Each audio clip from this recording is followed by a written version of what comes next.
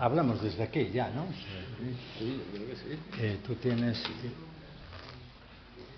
Bueno, pues sin más, porque son las 18 horas 5 minutos y 5 minutos de cortesía es ineludible.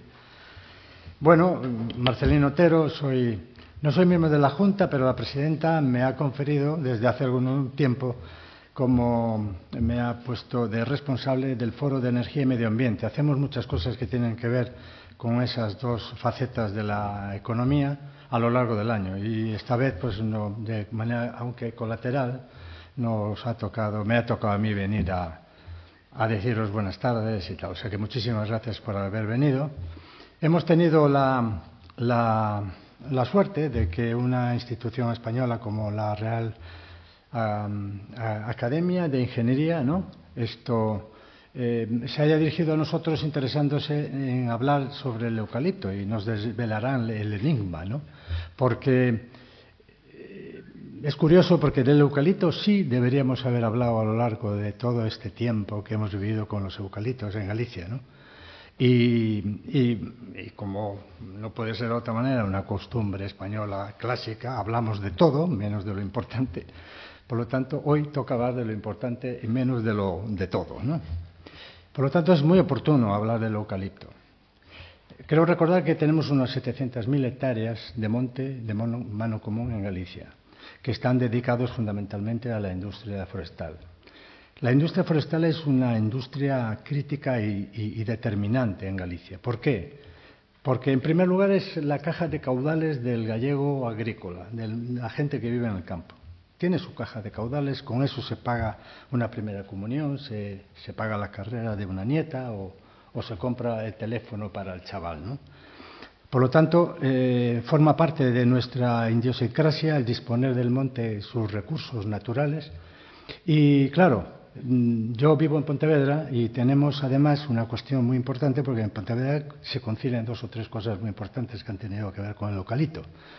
Uno es la presencia de algo que no se conoce mucho, que es la Misión Biológica de Galicia. Es una institución del CSIC hoy en día, y la Misión Biológica de Galicia ya estudia la aplicabilidad de muchas cuestiones que tienen que ver con la agricultura, entre ellas el eucalipto tradicionalmente. Yo vivo en la calle Cruz Gallastegui, un vasco de renombre en el campo de la bioagricultura.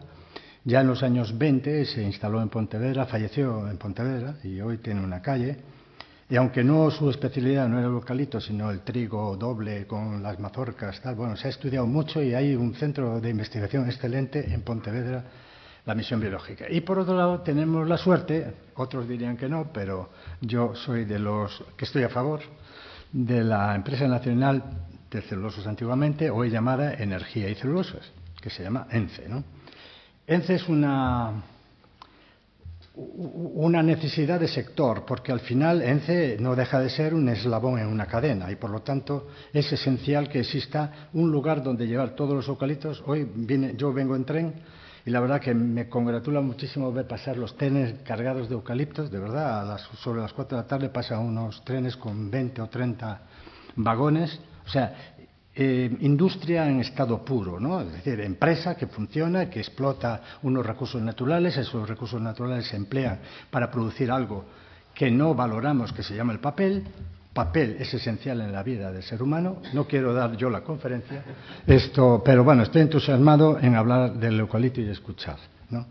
Creo que hay mucho que hablar porque en términos de sostenibilidad ha sido muy criticado, pero es porque no se aborda la sostenibilidad por vía del pacto. Galicia, ahora que tenemos una lucha contra los eólicos, por ejemplo, necesitamos energías renovables, pero necesitamos la cultura del pacto. El que tiene el medio, el dueño del terreno,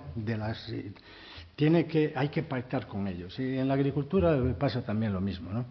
Hay que escuchar al paisano. Yo creo que resolveríamos mucho. Aquí está Ana, que trabaja en celulosas y que tiene relaciones con los productores de eucalipto. Están haciendo una publicidad muy sensata en el sentido de ponerse a su disposición para ayudarles a producir en mejores condiciones el eucalipto. Porque es factible hacerlo bien. ¿Por qué hay que hacerlo mal? Bueno, pues haciéndolo bien nos iría bien a todos, ¿no? Bueno, termino aquí. Tenemos con nosotros a Jaime Domínguez Abascal, que es el presidente de la Real Academia y al cual le pido disculpas por haberle pisado 5 minutos de su discurso. Darte las gracias, daros las gracias a vosotros, a la Real Academia, pues quedar emplazados para hacer cualquier otra cosa en el futuro de este tipo o similar, y darte la palabra. Vale, pues, que te le he vendido cara, además. Muchas gracias. Bueno, en primer lugar, quiero agradeceros la acogida que tenemos aquí para poder hablar del eucalipto. Bueno, la Academia, la Real Academia de Ingeniería, entre sus objetivos, aparte de, bueno, fomentar la calidad y la competencia de la ingeniería, pues uno de sus principales objetivos es discutir y difundir temas de ingeniería y los fundamentos de la ingeniería, y en esa línea se organizan una serie de sesiones sobre distintos aspectos que le atañen a la academia y que se consideran de interés general para la sociedad. Y bueno, uno de esos temas, en este caso aquí en Galicia, pero también en España en general, es el tema de los eucaliptos. Organizamos temas de muchas áreas distintas, teniendo en cuenta que en la Academia de Ingeniería pues están incluidas todas las ingenierías que existen ahora mismo en España, de forma que hay temas de ingeniería civil, hay temas de ingeniería agraria, de ingeniería forestal o ahora que está especialmente de moda, de temas de digitalización e inteligencia artificial, ¿no? Entonces organizamos jornadas y sesiones sobre esos temas y a partir de ahí también se emiten pequeños informes sobre la situación del tema que se esté tratando y su importancia que tiene para la sociedad y sobre posibles soluciones si hay algún problema con él. Y en esa línea, pues hace ya algún tiempo Luis Gil lleva trabajando sobre el eucalipto, en general sobre los bosques, porque es su tema, es ingeniero de montes, y pensamos que era interesante el traer aquí una jornada sobre este tema porque Galicia está especialmente afectada por él, ya que en España se habla del eucalipto, hay muchísimas, desde el punto de vista ecológico, hay mucha discusión sobre eso, pero yo, por ejemplo, lo veo, yo soy de Sevilla, en Andalucía, se discute el eucalipto, pero uno va por ahí y encuentra 20 o 30 eucaliptos después de un recorrido de 100 kilómetros, no encuentra más, ¿no? Sin embargo, entonces allí no es problema en ese sentido, o es un problema menor. Aquí es un problema que parece que es bastante más importante y es por lo que hemos intentado organizarlo aquí.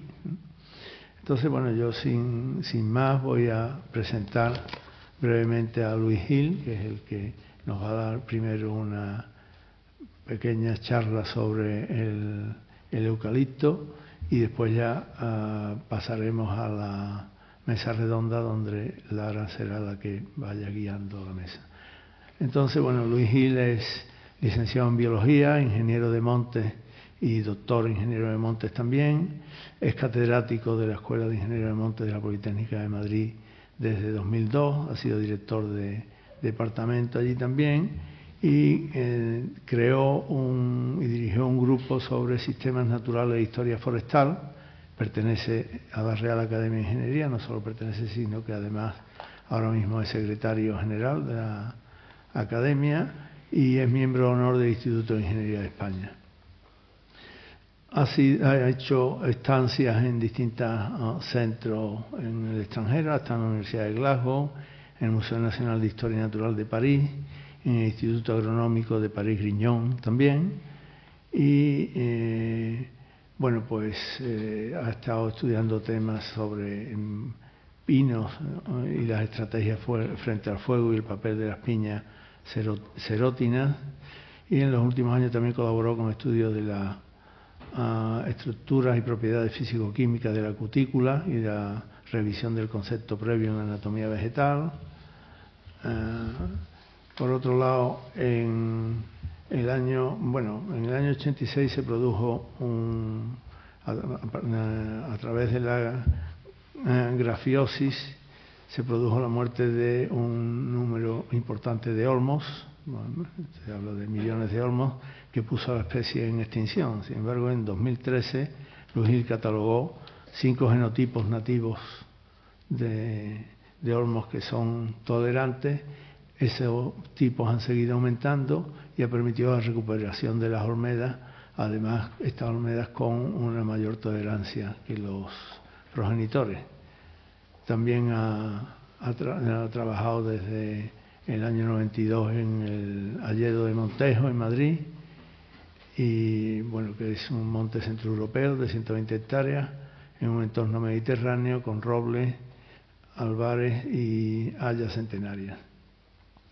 Es investigador principal o ha sido participante en más de 200 proyectos competitivos nacionales, es responsable de 86 asistencias técnicas o proyectos con empresas de administración, ha sido director de 41 tesis doctorales, ha participado en numerosas publicaciones de alto impacto, su factor de impacto es 51, bueno, y en 2024 figura entre los científicos más citados en el campo de la ciencia de las plantas y agronomía en la lista de Stanford.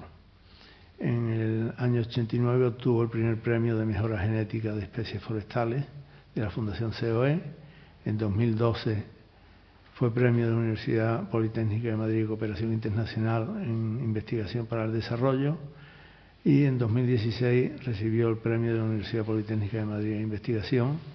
Desde 2014 es vocal del patronato del Parque Nacional de la Sierra de Guadarrama y relacionado con el eucalipto también, entre 2006 y 2011 dirigió un proyecto de cooperación al desarrollo mediante el uso del eucalipto como instrumento para reducir la pobreza en las zonas rurales de Etiopía. Su cultivo satisface la demanda de productos maderables de un territorio muy poblado, deforestado e índices elevados de erosión. Fue premiado por el gobierno etíope en 2010, año en el que se organiza el Congreso Eucalyptus Species Management, History, Status and Trends in Ethiopia, que se celebró en Addis Abeba. Bueno, esto nos indica su experiencia en el eucalipto y que es por lo que ha seguido también trabajando en él desde hace muchos años. Y sin más, Luis, tiene la palabra. Muchas gracias.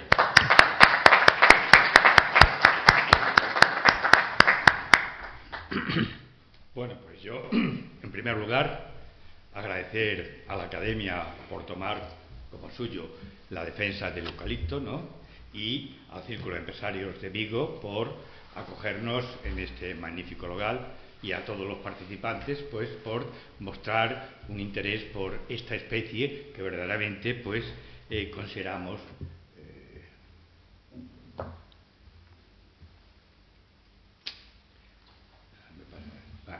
me parece pues que constituye un recurso estratégico en el que aquí podemos ver pues una foto del año 26 de 2 paisanos camino de la feria de Redondela que llevan a lomos del caballo los terneros que van a vender, pero vemos que la fotografía nos manifiesta que el fondo de la montaña pues ya se encuentra cubierto de eucaliptos.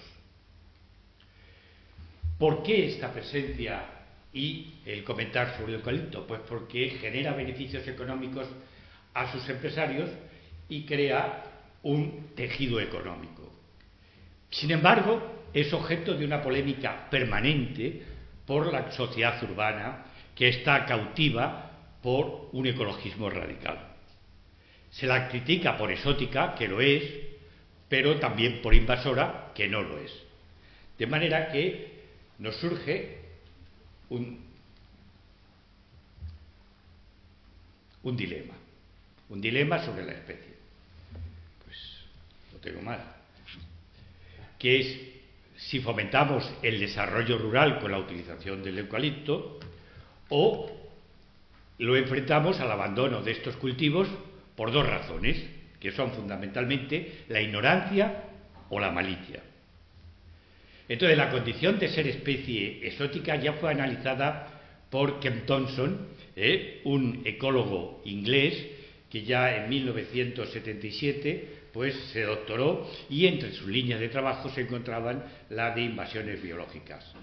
En el año 2014 publica ese libro en inglés, ¿no?, que tiene como subtítulo Ciencia y ventajas sobre las especies invasoras, y en 2015 en este libro afirmaba que los biólogos, expertos en plantas invasoras y numerosos gestores del territorio ignoran, casi por sistema, los beneficios de las especies introducidas. Y añade que la condición de no nativas constituye una marca de Caín que asumen como una sabia y fácil precaución. Es como la no gestión que hoy día se practica en el sector forestal.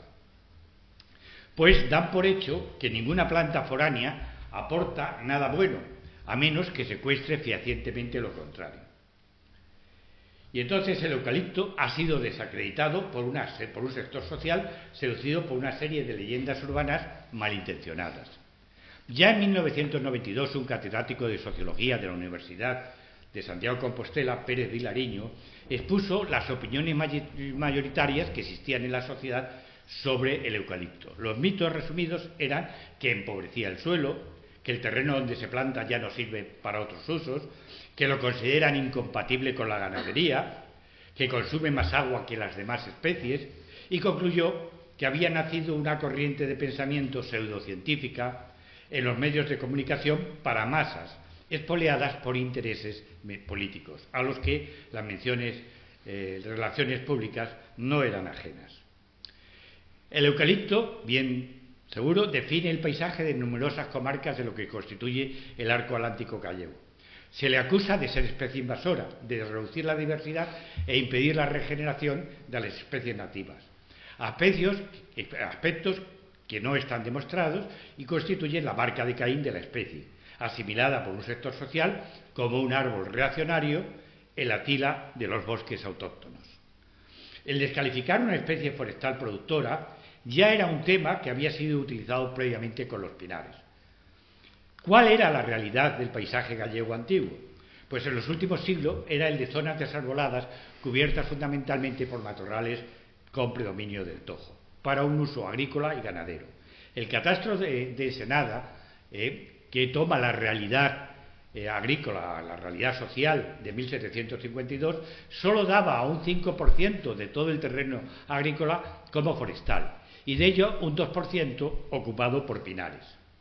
En 1968, 2 siglos después, Francisco Bellot, catedrático de la Universidad de Santiago, en su libro La vegetación de Galicia, define sus formaciones vegetales, que son, como vemos ahí, el Alto de Pedralbura o la carretera de Piedrafita a Tracastela, en la que dice que los brezales son la formación más extensa y son los que caracterizan la cubierta vegetal gallega. Los bosques caducifolios, formados por el carbaño, el cerquiño, el castaño y el haya, ocupan unas 29.000 hectáreas, lo que representa el 1%. Sin embargo, a causa de la repoblación forestal, los pinares de Pinasters, insignis y silvestres habían llegado a alcanzar casi el 7,8% de la superficie forestal. Pese a la bondad del clima, Galicia estaba deforestada por su destino al uso agrario. El perfil edáfico se había reducido hasta llegar a la roca madre, como vemos en esa foto del año 909 en la península del Morrazo. No existe ese bosque nativo por ninguna parte, ni en la Rúa ni en Pontevedra. Los yalos eran incapaces de sostener árboles exigentes como los robles, pero no como los más rústicos pinos. La toponimia, además, nos muestra su carácter nativo, la de los pinos, por la existencia de un nombre prerromano en la ría de Pontevedra, como es el río Lérez. El río Lérez quiere decir el río del Pinar, como demostró un filólogo, ¿no?, en una lengua prerromana en el año 1956. Y, como vemos en ese grabado, pues es auténticamente una zona deforestada. Y a lo largo del siglo XIX y principios del XX, el pinar se fue haciendo más abundante en su paisaje desforestado. Su máxima exaltación la alcanzó gracias a Eduardo Pondal, al ser elegido a una de sus poesías como el árbol protagonista del himno gallego. De manera que el pino en poesías inéditas, ¿no?, y el poema Os Pinos fue considerado como el árbol emblemático de Galicia. Y como vemos en esa fotografía, pues lo había conseguido este protagonismo tanto por la emigración y el abandono de tierras como por cumplir una triple función: protectora, productora y social. Y particularmente porque lo que nos mostraba es que había una ausencia total de especies que tuvieran una mayor nobleza moral para haber sido escogidas. Sin embargo, el ya mencionado catedrático Bellot, en unos estudios que realizó en 1945 y 50, insistió en considerarle como una especie exótica, lo que fue aceptado.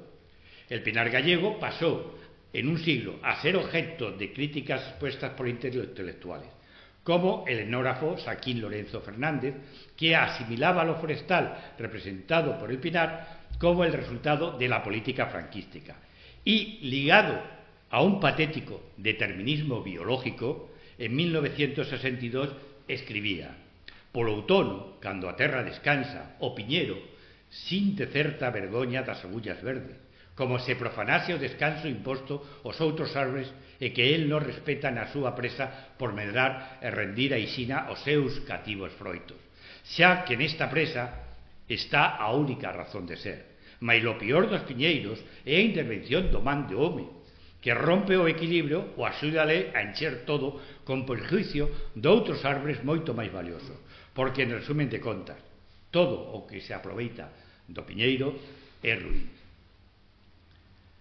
La palinología posteriormente demostraría que, como ya lo había mostrado el catastro de Ensenada, que el pino gallego era una especie nativa y hasta se le aceptó como símbolo de formaciones políticas. Pero la crítica antiforestal entonces pasó a los cultivos de eucaliptos. Las plantaciones de eucaliptos, sin embargo, no proceden de la sustitución de masas nativas que apenas existían, como podemos ver en 1906 en el santuario de Nuestra Señora de la Esclavitud, en Padrón, donde vemos la montaña totalmente deforestada, pero, sin embargo, pues ya vemos que adornando el camino o la carretera principal, pues existe una serie de ejemplares bien crecidos de eucalipto. Y había matorrales más que suficientes para el cultivo del eucalipto, como vemos en la actualidad. Sin embargo, las plantaciones de eucalipto son algo similares a los cultivos agronómicos anuales, con algunas diferencias: que la agricultura se basa también en plantas exóticas y, sin embargo, no han sido estigmatizadas por el ecologismo. Y además, el eucalipto, con turnos de 10 o 12 años, es menos esquilmante y no requiere tantos herbicidas, plaguicidas y fertilizantes como los cultivos agrícolas, que nadie pone en duda, y que además constituyen los mejores terrenos para la recuperación del bosque nativo si se tuviera verdaderamente interés en conseguirlo. Y además, los eucaliptos aportan a la contabilidad del anhídrido carbónico de España la fijación de unos 65 millones de toneladas de dióxido de carbono. Pero recordemos la entrada del eucalipto. El eucalipto debió de acceder a Galicia a mediados del siglo XIX, procedente de Vilanova de Gaia, Oporto, al lado de Oporto, donde estaban ya presentes, ya testificada su presencia en 1829. Los propietarios gallegos, conocedores de estos palacios de Portugal, viendo su crecimiento vigoroso, pues los plantarían, los utilizarían y transportarían a sus casas, ya que los árboles de eucalipto más antiguos, todos ellos se encuentran en Pazos, ¿no?, como estos que vemos ahí en Castrelos, en Villagarcía, o en La Coruña, en el Pazo Echevarría, con sus dimensiones en el 2024.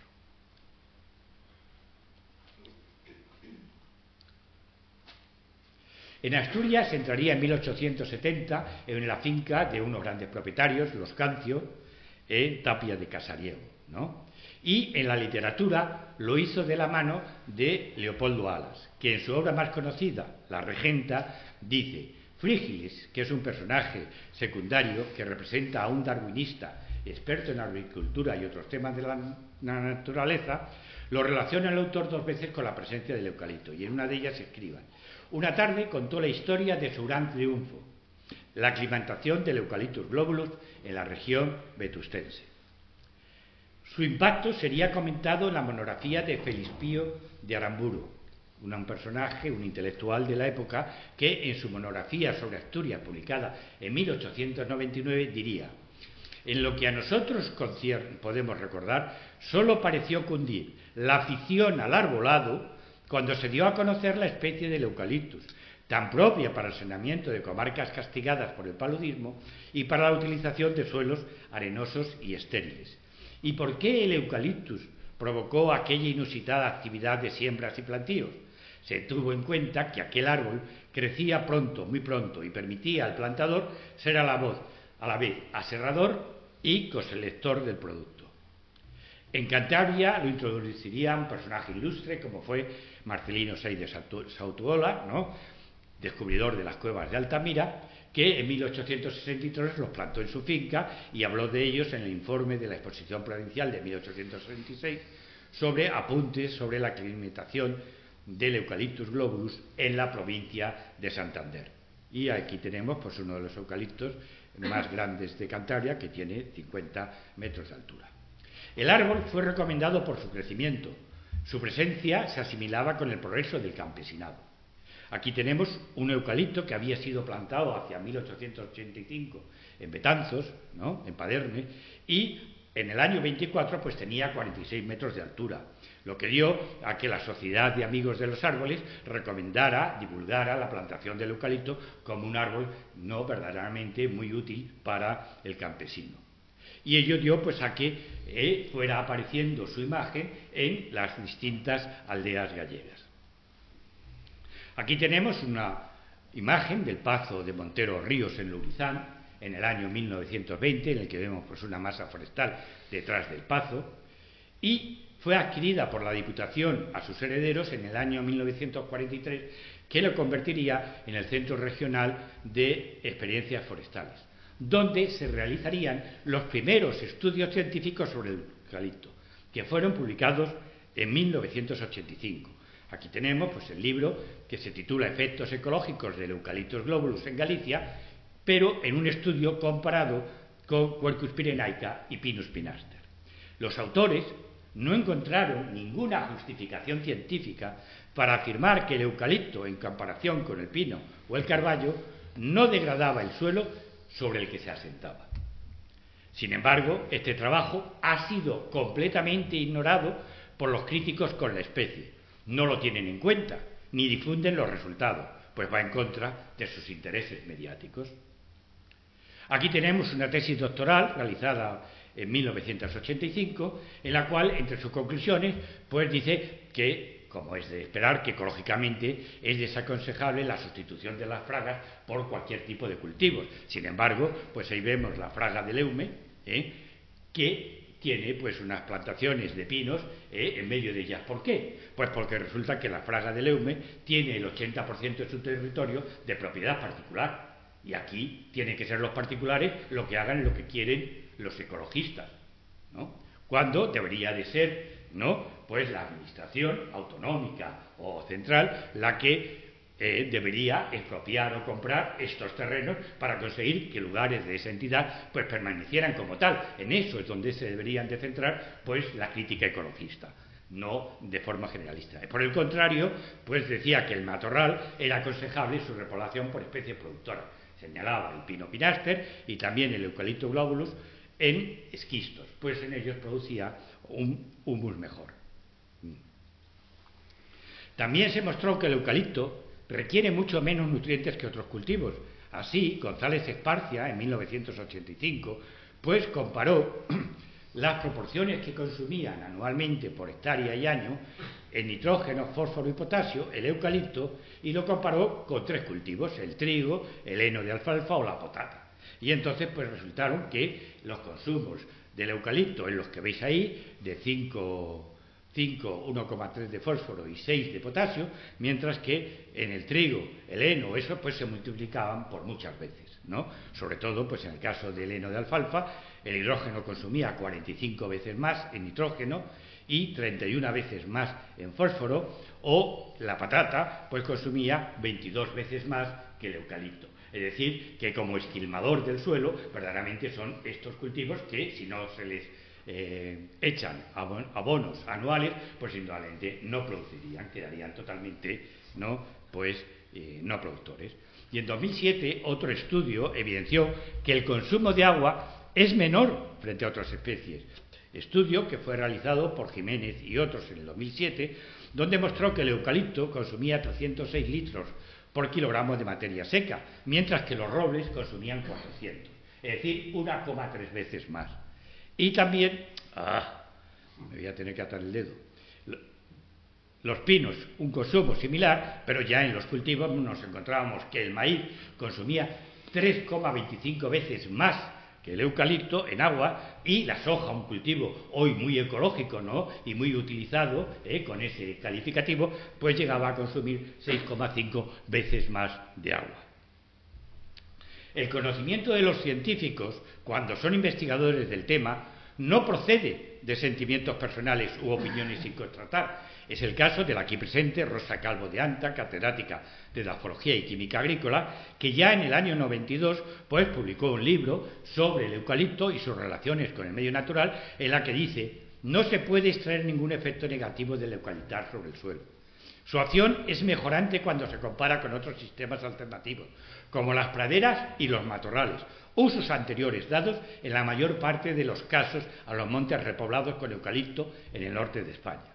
Y decía, considera que si para algunos en Galicia el eucalipto es un problema y para los más benévolos un mal menor, para muchos se debe aceptar que es una oportunidad mal agradecida.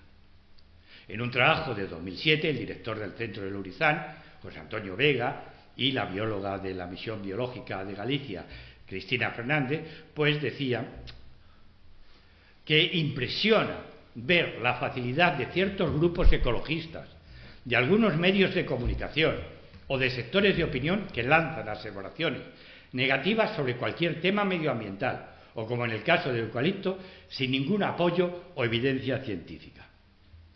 El desarrollo rural que permite el eucalipto pues son las iniciativas llevadas a cabo para mejorar la calidad de vida de las comunidades no urbanas. Pese a la cautela que tiene todo campesino para cualquier tipo de innovación, ¿no?, el eucalipto empezó pronto a destacar conforme fue plantado en las proximidades de las aldeas, como podemos ver en los alrededores de Vigo o de Ponte do Porco en el año 57. ¿Cuáles son las utilidades del eucalipto? Pues aquí tenemos una imagen de un eucalipto de 47 metros de altura que fue cortado en 1957 del Pazo de Mariñán, y el cual pues tenía una troza basal que tenía unos 75 por 2,50 metros y 10 toneladas de madera. Lógicamente, esta troza fue transportada por unas herrerías de Betanzos y destinado a una empresa bilbaína para desarrollos de mayor valor. Sin embargo, pues los propietarios actuales, los desarrollos que prefieren son aquellos que se materializan más rápido, como es la celulosa para el papel.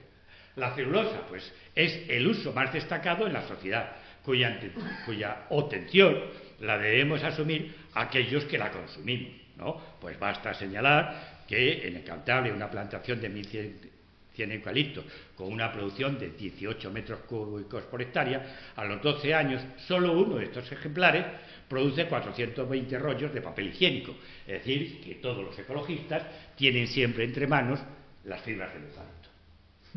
Qué pena, ¿no?, que solo los utilicen con la boca, ¿no?, e ignoren los otros usos. La presencia en eucalipto en España, pues sabemos que las superficies arboladas representan 19 millones de hectáreas. De esas 19 millones de hectáreas, ¿no?, de la superficie arbolada, 569.000 son de eucalipto, de las cuales representan el 3%. Pese a que solo representan el 3% de la superficie arbolada, se cortó en 2022 el 37% de la madera. O sea, el 37% de la madera se cortó solamente en toda España de ese 3% de la superficie gallega. Con un volumen cortado de 37.000 metros cúbicos, pero interesa señalar que el 98% de lo cortado se había hecho en fincas particulares. O sea, todo era particular. No había ninguna invasión. De manera que estos datos apoyan que la expansión del eucalipto se debe a su plantación por los propietarios particulares. La presencia del eucalipto no es mayoritaria en Galicia. En 2023 la Consellería le daba 410.000 hectáreas frente a las 422 del pino o las 620.000 de bosques poblados por especies caducifolias, con unas cortas y una facturación pues relativamente importante, el 60% de Eucalyptus globulus, el 40% de nítex. En 2022, Galicia, con el 71% de la superficie de eucalipto, cortó el 82,5% de todos los millones de metros cúbicos que se habían cortado de eucalipto. Es decir, que era la región más productora de eucalipto por unidad de superficie. Entonces, ¿quiénes consideramos al eucalipto como una oportunidad? Pues los 627.000 propietarios forestales, que representan el 23% de la población. Poseemos una superficie media por propietaria de apenas 2 hectáreas, divididas en 2 o 3 parcelas que están separadas, en las que el 80% tienen menos de media hectárea. Y además, pues tenemos que el empleo del sector forestal genera unos 22.000 puestos directos y unos 50.000 indirectos. Pero los propietarios del interior, en zonas con presencia de heladas, desean también el desarrollo de su entorno económico, con cultivos rentables como las plantaciones de Eucalyptus nítex, que son similares o mejores que los conseguidos por Eucalyptus globulus. Aquí vemos, pues, a la izquierda un Eucalyptus nítex que tiene, pues, a la edad de 17, 80 centímetros de diámetro, o un rodal plantado en 1990 que alcanza los 30 metros de altura. Entonces, el Eucalyptus nítex, pues, en ensayos establecidos en 1990 en las mesetas frías del norte del interior de la provincia de Lugo, pues mostró que era una especie que superaba sin problemas temperaturas de hasta menos 10 grados centígrados, con más de cerca de 100 eventos de helada a lo largo de todo el año, lo que hacía que se le llamara el eucalipto de las heladas.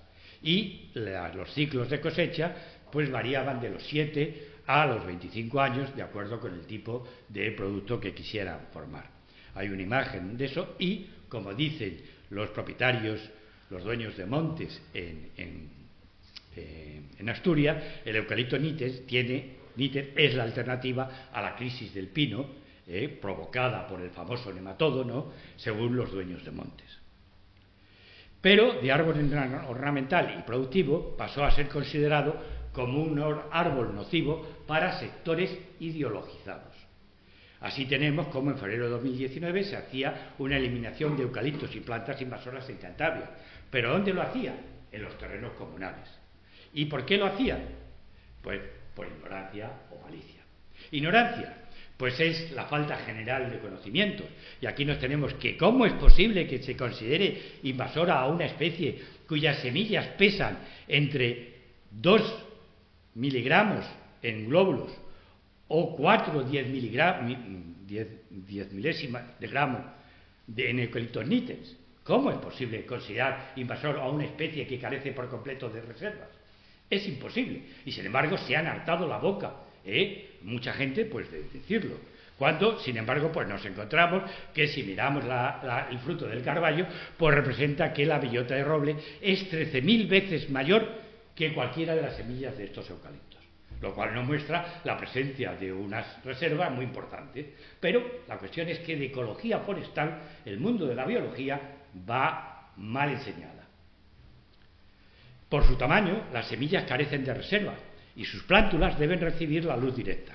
No pueden competir con vegetación ya establecida. Si otro tipo de plantas cubren el suelo, se puede afirmar que el eucalipto carece de capacidad para su desarrollo. Necesita la mano del hombre para su cultivo. Es una especie colonizadora de lugares vacíos. El suelo mineral debe estar al descubierto, lo que solo ocurre tras los incendios.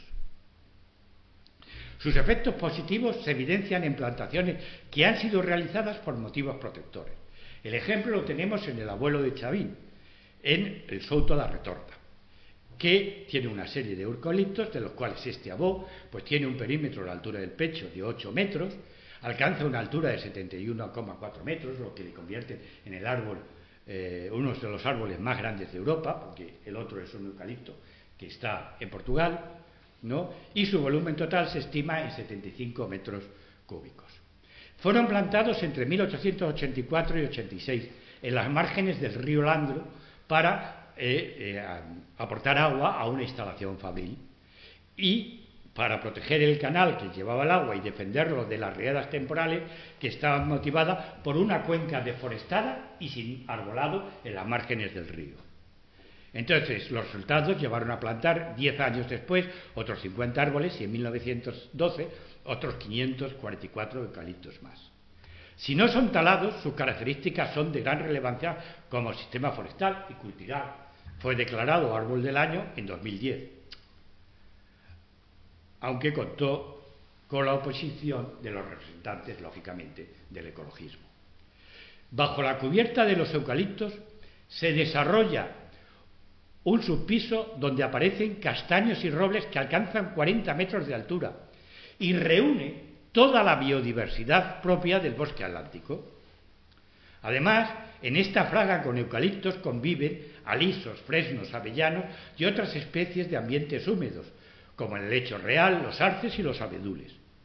Todos comparten un suelo que lleva recibiendo más de 100 y pico años las hojas de los eucaliptos y degradándolas en el suelo.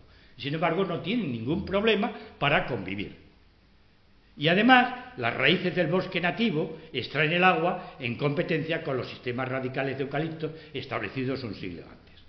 De manera que o Souto da Retorta es un bosque que, aunque la especie dominante sea foránea, ¿no?, constituye un elemento claro de que no es verdad las acusaciones vertidas sobre el eucalipto.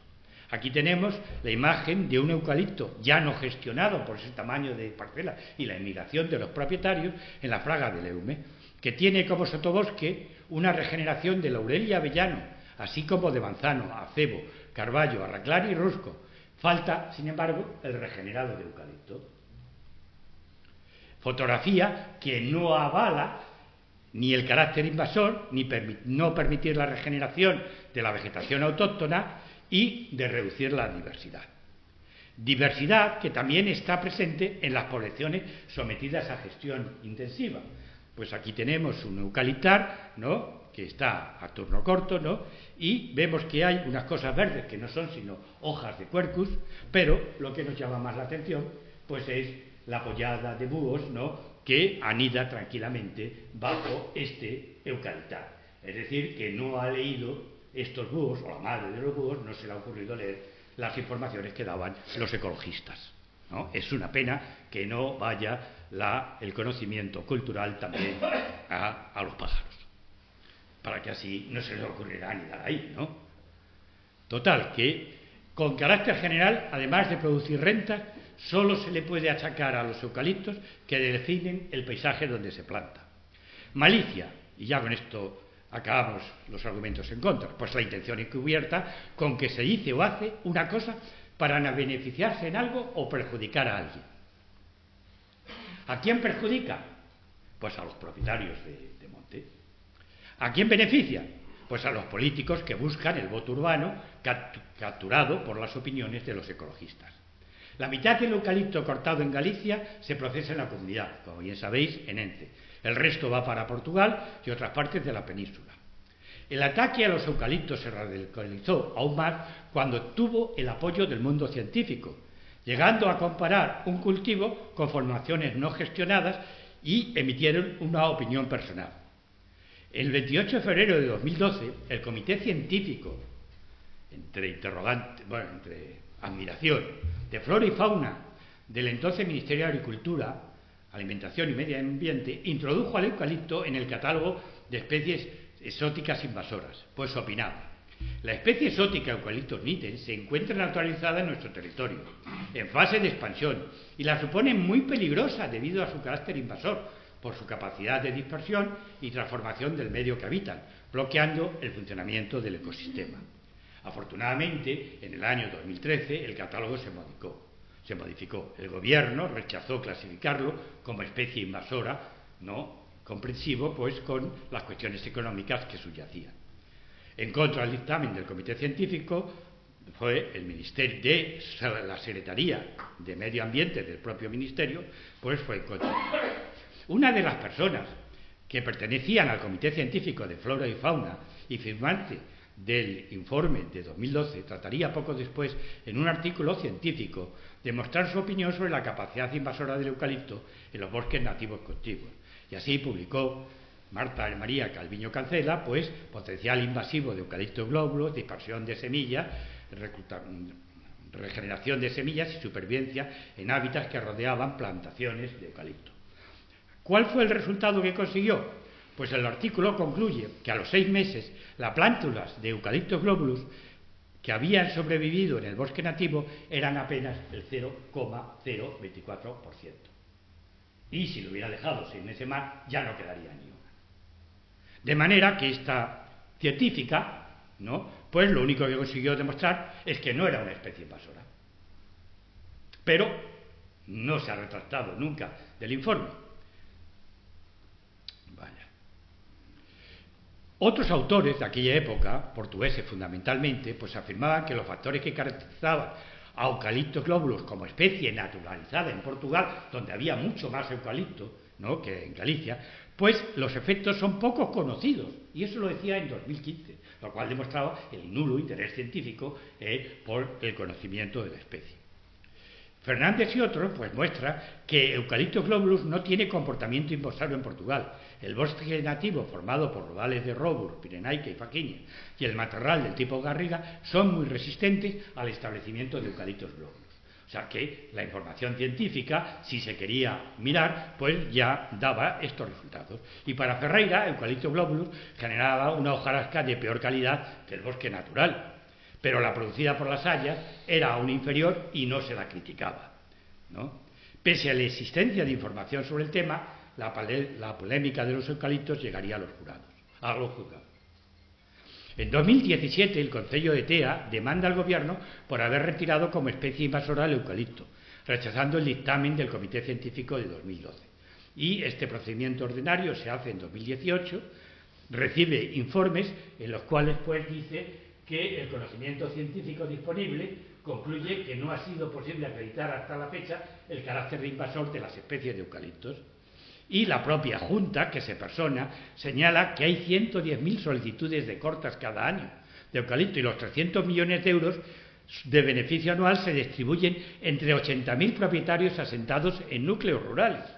Esto se hizo, menciona la Junta, sin ayudas públicas que sí se destinaron a sustituir esta especie por frondosas o por pinos. La sentencia, pues lógicamente, pues decía es que se desestimaba el recurso contencioso y el tribunal puso punto y final al proceso iniciado por el Concello de Teo y rechazó el carácter invasor ya legalmente del eucalipto. Francisco Díaz Fierra, edafólogo de la Universidad de Santiago, donde es catedrático emérito y que fue presidente de la Sociedad Galega de Historia Natural, comentó en 2020: incluir a Eucalyptus globulus en la lista de especies exóticas invasoras no es un ejercicio teórico sin consecuencias. Por esta razón, la medida del Ministerio de Agricultura, que dice sí al eucaliptos, donde antes dijo que no el Comité Científico, tardía y precipitada, es clara, enérgica y acertada. Ser declarada invasora no es una cuestión menor. Supondría que los propietarios deberían inmediatamente erradicar y quemar más de 500.000 de hectáreas pagados de su propio bolsillo. Bueno, pues poco después, en 2022, Francisco Díaz Fierro publicó un libro titulado Eucaliptos en España, con un subtítulo elocuente: Razones y pasiones. En él aporta una perspectiva racional, desapasionada y abierta al entendimiento de las relaciones de la ciencia con la política, cosa que es imposible. O sea, la ciencia con la política no hay nada más que ver los periódicos todos los días, jamás se van a entender, ¿no?, pese a que lo votemos. Desmonta mitos y propone un enfoque actualizado, alejado de dogmatismos y posicionamientos radicales. Una eurodiputada de izquierda europea en el año 2014 reclamaba en el Parlamento Europeo que el eucalipto fuera declarada especie exótica invasora preocupante y en su discurso aludía a todos los tópicos. El eucalipto genera graves problemas socioambientales, sus raíces absorben grandes cantidades de agua, impidiendo su filtración hacia los acuíferos. Además señala que favorecen los incendios y traen consigo plagas y enfermedades. Pero hay que ser consciente que el gen del pirofitismo no es propio de ninguna especie vegetal, lo es de la especie humana. Los rayos solo son la causa del 6% de los incendios forestales, el resto es todo humano. Esta eurodiputada, en agosto de 2017, ante el Parlamento Europeo, pondría en duda la seguridad de las vacunas. Y actualmente, pues, sigue siendo eurodiputada ahora en Izquierda Plural. Medio Rural cuestiona relaciones entre incendios y eucaliptos. En Orense, con el 68% de las parroquias con alta actividad incendiaria, apenas cuenta con plantaciones de eucalipto. Y aquí tenemos, en marzo de 2017, la presidenta de la Diputación de Pontevedra asegura que los eucaliptos son una lacra para la naturaleza de nuestra provincia y no tiene sentido que la finca de Sotomayor esté repleta de ellos, acabando con la calidad no solo estética, sino también de su suelo. El bosque de pinos y eucaliptos está en un terreno en pendiente y pobre. Fueron plantados por su propietario y, gracias a esta señora, en el mismo año se talaban los más de 300 ejemplares de eucalipto. ¿Por qué? Porque decía que hay que eliminar la presencia de una especie invasora, no protegida, que esquilma el suelo, que compite excesivamente con los demás elementos de la naturaleza, con los que convive tanto en luz como en agua y nutrientes del suelo. Y además los eucaliptos actúan como especie pirófaga, lo cual demostraba un buen conocimiento de la cultura, que facilita la propagación de los incendios. Hoy es la actual presidenta del Partido Socialista Gallego. El Concello de Teo, con el voto unánime de la Corporación Municipal, solicitó incluir nítens, glóbulos y camandulensis en el catálogo español de exóticas invasoras. Lo justifica su preocupación por la extensión sin control de estas especies pirófitas invasoras, además de ser responsables del enorme impacto sobre la biodiversidad de nuestro ecosistema. También son responsables del incremento de fuegos forestales de difícil control. Es decir, que el eucalipto era el diablo verde. El periodista Alonso Bosch leyó su tesis doctoral en la Universidad de Vigo en 2012. Era fruto de 10 años de trabajo e investigación dirigida por Enrique Valero. Su objetivo es mostrar la deformación de la realidad aportada en los periódicos por todo tipo de declarantes. Analizó cerca de 30 años de publicaciones en prensa sobre el eucalipto y la celulosa y un centenar de libros de expertos, científicos o ingenieros, llegando a las conclusiones precisas sobre los mitos que le aludían. El texto fue seleccionado 3 años después por la Diputación de Pontevedra para su distribución, para su publicación, pero su distribución fue impedida porque a los pocos días de salir de la imprenta entraba el BNG en la Diputación. De manera que su distribución fue paralizada por ser un texto crítico con las opiniones del BNG. El periodista y profesor Fernando Ramos señaló la ausencia de explicaciones convincentes de por qué se retuvo 6 años sin distribuir. El fenómeno de la mala prensa ha influido en la opinión pública y perjudica los intereses legítimos de los propietarios del entramado empresarial al que da lugar lo forestal. En España, los trabajos posteriores ya no abordarán la ecología, ya no tiene ningún sentido demostrar lo que es indemostrable. Sin embargo, sus objetivos obvian la legislación, la ciencia y la propiedad y persiguen exclusivamente motivaciones políticas o sociales por la gestión de lo que siguen considerando especies invasoras. Se interesa por los conflictos sociales definidos por el ecologismo y cuya controversia la basan en los sistemas de valores y las políticas opuestas en la gestión ambiental. Niegan la necesidad de una gestión forestal para estas plantaciones. Un ejemplo pues, es el de este geógrafo, Diego Cidral Fernández, que leyó en 2022 su tesis en la Universidad de Santiago cara a la deseucaliptización de Galicia, un conflicto paisajístico caracterizado a través de algunas manifestaciones en el territorio galego. Y ya para terminar, pues las conclusiones. La sociedad urbana y los detractores del eucalipto deben de ser solidarios con los propietarios rurales y las estructuras económicas que se benefician de las propiedades del eucalipto. Un inconveniente subjetivo puede ser el paisaje que generan. Se ha de admitir que este árbol foráneo está adaptado a las condiciones ecológicas locales respecto a las especies nativas. Sus plantaciones, si se dejan de gestionar, permiten el retorno del bosque nativo. Su crítica muestra un afán sentimental, supremacista e identitario, y olvidan que sus bosques fueron eliminados por sus ancestros y hoy les falta el suelo que los sustentaron. Y la Administración lo que debe de hacer es favorecer la recuperación de los bosques nativos donde proceda, pero no es una función que deben asumir los propietarios. Muchas gracias.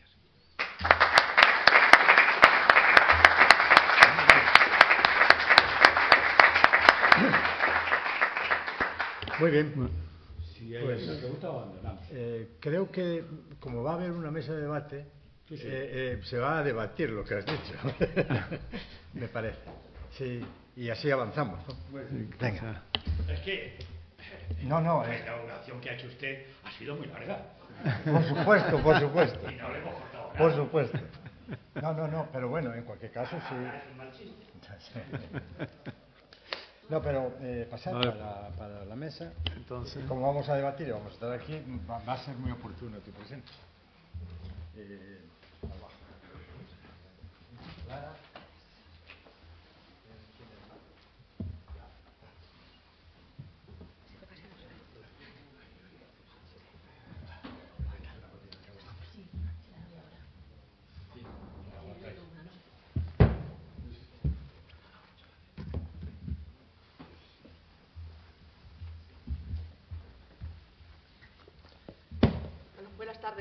Buenas tardes a todos.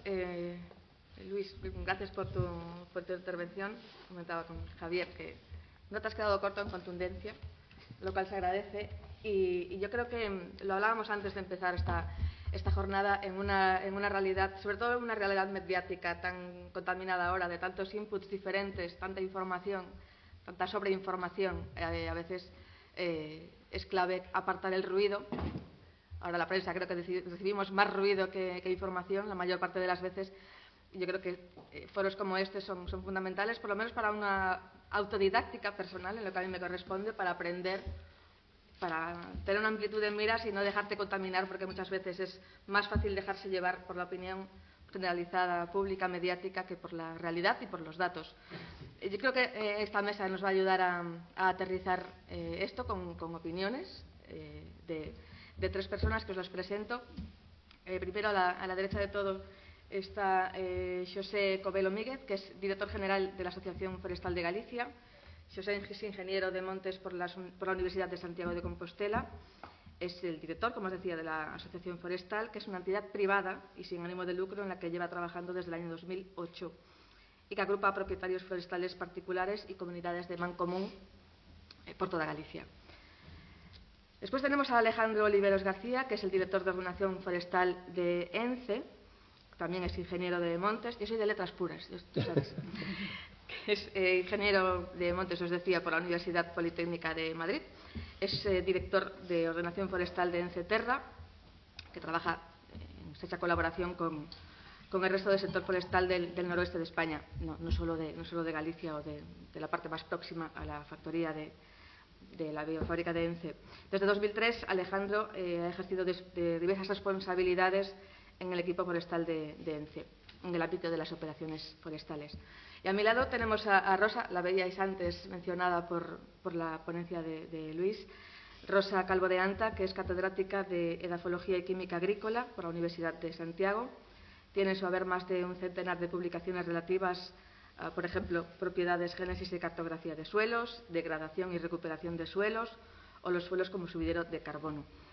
Yo lo que he hecho para que sea un poco más dinámica esta mesa redonda es realizar unos bloques, no con preguntas específicas, para que sea un poco más fluida la conversación. Y he convenido con Rosa, vamos a tener una parte más económica, dejarle a Rosa unas preguntas más científicas, digamos, ¿no? más de su terreno, para que ella también se sienta cómoda con el campo en el que ella trabaja. Entonces, primero me gustaría plantear a Xosé y a Alejandro pues aterrizar un poco el papel del eucalipto, también lo mencionaba Luis, como dinamizador del sector forestal gallego. ¿Cuál es la relevancia real en números, en datos, que hablábamos hace un momento, la relevancia, el peso socioeconómico, tanto en la industria como en el sector rural, que también menciona Marcelino, de la venta de madera como método de ingresos, a veces principales y a veces alternativos, complementarios de tanta gente en Galicia. El que queráis. Xosé, por ejemplo. Sí. Bueno, respecto desde la visión de los propietarios forestales y de la Asociación Forestal de Galicia, nosotros representamos a propietarios particulares, comunidades de montes distribuidas por todo el territorio. El territorio es diverso y los propietarios también son diversos, con diferentes inquietudes, diferentes casuísticas, ¿no? Hay comunidades que son más de carácter protector, más de carácter productor de pino, algunas con cierto grado de superficie de eucalipto. Pero sí que hay que destacar que la principal figura productora de eucalipto en Galicia viene siendo el propietario particular, ¿no? Y sobre todo en la zona norte de Galicia, ¿no? Las dos mariñas, lucense y coruñesa, son las zonas más importantes en cuanto a producción de eucalipto. Y allí se encuentran muchos de nuestros socios que producen eucalipto. Y esa es la primera cuestión que hay que resaltar. Son productores. Son productores, realizan unos investimientos en sus parcelas de propiedad privada para tener un retorno, ¿vale? Igual que en otros sectores, en sus parcelas de propiedad privada realizan una serie de actividades, y la única limitación, la gran limitación, que son abundosas, es la cuestión legal, de prohibiciones, de limitaciones, de afecciones ambientales, que hay que respetarla. Y eso lo defendemos desde la asociación, y cualquiera que estamos aquí sentados seguramente que lo va a defender, ¿no? Y los propietarios son conscientes. También tenemos que poner en solfa, señalar que en otras partes del territorio, sobre todo en la vertiente más atlántica, hay propietarios de masas de eucalipto, igual que de otras superficies, propietarios particulares que por las características de sus parcelas, su micropropiedad, llevan a una situación de abandono, y a veces es la foto que se muestra de un eucaliptal tipo, el eucaliptal tipo abandonado, ¿vale? Entonces eso es una cuestión que hay que tener en cuenta, ¿vale? A partir de ahí, si nos movemos con los números, teniendo en cuenta que son propiedades privadas, la mayoría de la superficie de eucalipto, que hay que cumplir con la legislación, hay que tener en cuenta que el propietario le supone unas rentas importantes que, calculadas en el año 2023 por nuestra asociación, supondrían una facturación al propietario de 168 millones de euros, ¿vale? Que si miramos en los años anteriores fueron 175, 154, 168, o sea, una renta importante que por encima, si analizamos los solicitantes de cortas que hay en Galicia, datos del año 2021, que ya lo reflejaba Luis Gil, ¿no? Había 36.000 personas solicitantes de cortas en general, de los cuales el 82% eran residentes de Galicia. Y por encima el 80%, ¿vale?, vivían en la misma comarca. Ese es otro de los paradigmas que se habla. Plantan los eucaliptos, pero no viven en el entorno, no, viven en ese entorno. Eso es una realidad, son datos científicos, datos estadísticos. Y el 67% por encima vive en el mismo ayuntamiento, en el mismo concello, ¿vale? Entonces, son gente realmente que está aprovechando unos terrenos que tienen en propiedad, que fueron heredados de la mejor manera que ellos consideran, dentro de unas posibilidades. También hay que tener en cuenta que de esos solicitantes de permiso de cortas en general en toda Galicia, el 48% son pensionistas, con datos del año 2021. El otro 48% son, 36% son afiliados a la Seguridad Social, trabajadores, y el resto, otras entidades. Y ese 48% hicieron el 48% de las cortas de madera de toda Galicia, que extrapolado al eucalipto, que supone 5,6 millones de metros cúbicos en el año 23, si comparamos con 3 millones en coníferas y 325.000 toneladas únicamente en frondosas, también nos damos cuenta de la importancia del eucalipto. Entonces, una de las conclusiones que llegamos desde la asociación y desde los números y desde cualquier sector que analice un poquito los números es que el aprovechamiento maderero y en concreto el eucalipto en muchas de las regiones donde se aprovecha de forma sostenible y de forma dinámica, porque después podemos hablar del propietario no dinámico o no activo, que es importante tener esa cuestión en mente, pues la mayoría de esas rentas que se obtienen del eucalipto va para personas pensionistas como complemento a sus ingresos mensuales. Obviamente, la pensión de media, con todo el respeto, de la gente de aquí de Vigo, de una de las grandes ciudades, no es ni similar a la pensión media del interior de Galicia. Entonces, lo comentaba antes, hay gente que efectivamente, hay socios que nos transmitieron en su día de que con la corta del eucalipto, con la corta del pino también, o la pequeña corta de madera de frondosas, que también las hay, en pequeña cantidad, le pagué los estudios a mi hijo. O me pude comprar el primer coche o la primera televisión. Entonces, eso es una realidad que pongo encima de la mesa, ¿no? Como dato objetivo, nada más. Alejandro.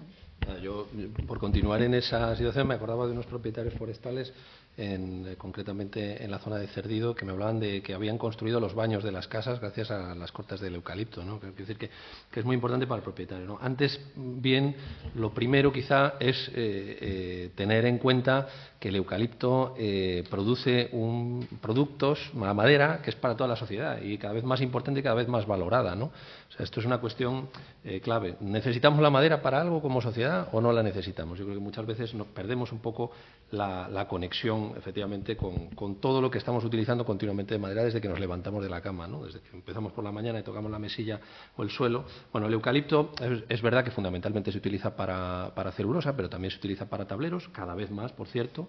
Se utiliza también para suelos, se utiliza también para diversas cuestiones, diversos materiales, ¿no? Diversos mangos de herramientas o piezas pequeñas para laminado, para construcción. También tenemos en la Universidad de Santiago, en el campus de Lugo, ahí está PEMADE y tiene unas estructuras hechas de eucalipto estupendas, ¿no? Hay fábricas de madera laminada. En fin, hay un montón de usos adicionales a lo que es la celulosa con lo que se suele identificar, ¿no? Pero que es que además tiene mucho más capacidad, o sea, la transformación química de la madera cada vez va a más y estamos muy lejos de agotar el potencial, el valor que es capaz de aportar la madera a la sociedad, ¿no? Entonces, esto lo primero es que hay una necesidad importante de la sociedad que da sentido a toda esta actividad, y esto efectivamente pues empieza a plantar por los propietarios porque ven los crecimientos que tiene y eso luego se aprovecha tremendamente, ¿no? Entonces, como datos importantes, a mí me parece, yo creo que Xosé los ha puesto muy claramente, ¿no? El 60% de la madera aproximadamente, no llega, el 60% de la madera que se produce, que se corta en Galicia cada año es eucalipto, ¿de acuerdo? Un dato muy importante, con el 20% de la superficie forestal, que también hay que ponerlo de relevancia. Nosotros, por poner alguna información también de lo que nosotros hacemos, ¿no?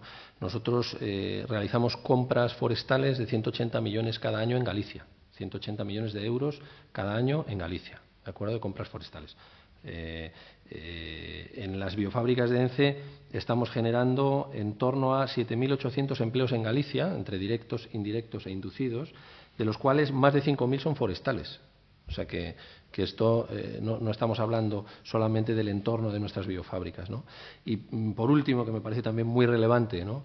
Esto que está muy cerca efectivamente de las biofábricas o no. Bueno, nosotros en el análisis que hemos hecho resulta que estamos comprando madera todos los años en torno al 60% de los ayuntamientos de Galicia. En torno al 60%, y realizando inversiones de silvicultura y prevención de incendios en el 20%, ¿de acuerdo? Entonces, esto nos da una idea un poco de la distribución que supone, ¿no? Y de que verdaderamente tiene un impacto fuerte, muy relevante en el rural, Y creo que esto es básico. Dinamizar el rural, ya con la caracterización social que nos ha comentado Xosé, yo creo que es muy importante, ¿no? Pues gente que vive allí, muchos que son pensionistas, etcétera, ¿no? Y que es un complemento importante, muy relevante para una parte importantísima de la sociedad. Hablábamos de 670.000 propietarios, en torno a esa cantidad total, ¿no? De propietarios forestales en Galicia. que representa un porcentaje importantísimo de la población, ¿no? O sea que, bueno, yo creo que son datos bastante claros y importantes, ¿no?, que hay que poner siempre de relieve. Y todos estos víveres que estábamos hablando ahora, de, bueno, por ejemplo, el porcentaje de propietarios de ingresos que son pensionistas, teniendo en cuenta el envejecimiento de la población gallega, teniendo en cuenta también el éxodo del rural por la falta de relevo en buena parte de la franja interior gallega, ¿cuál es el futuro que creéis que le espera a estas plantaciones, que ahora son plantaciones más ordenadas, pero que pueden caer en el riesgo de que dejen de serlo? ¿O si hace falta hacer algún tipo de didáctica, no sé si empresarial, para que haya relevo en los propietarios que ahora son pensionistas y que es cuestión de vida, pronto dejarán de serlo, de ejercer como tales? ¿Cómo veis esta doble vara, ¿no?, del envejecimiento y la salida del rural? Yo no sé si... Esta es la pregunta. A ver, justamente, en mi opinión, ¿no?, justamente podemos decir de que se entra en la sociedad gallega y en el resto de la península, ya no me atrevo a decir en el resto de España, porque en Portugal están exactamente en la misma situación, con los mismos debates. Nos estamos perdiendo con debates superfluos, con todo respeto que hay que tenerle, hay que tener respeto a todos los debates. Y aquí el gran problema en el rural es justamente la despoblación y la acuciante migración hacia las zonas urbanas.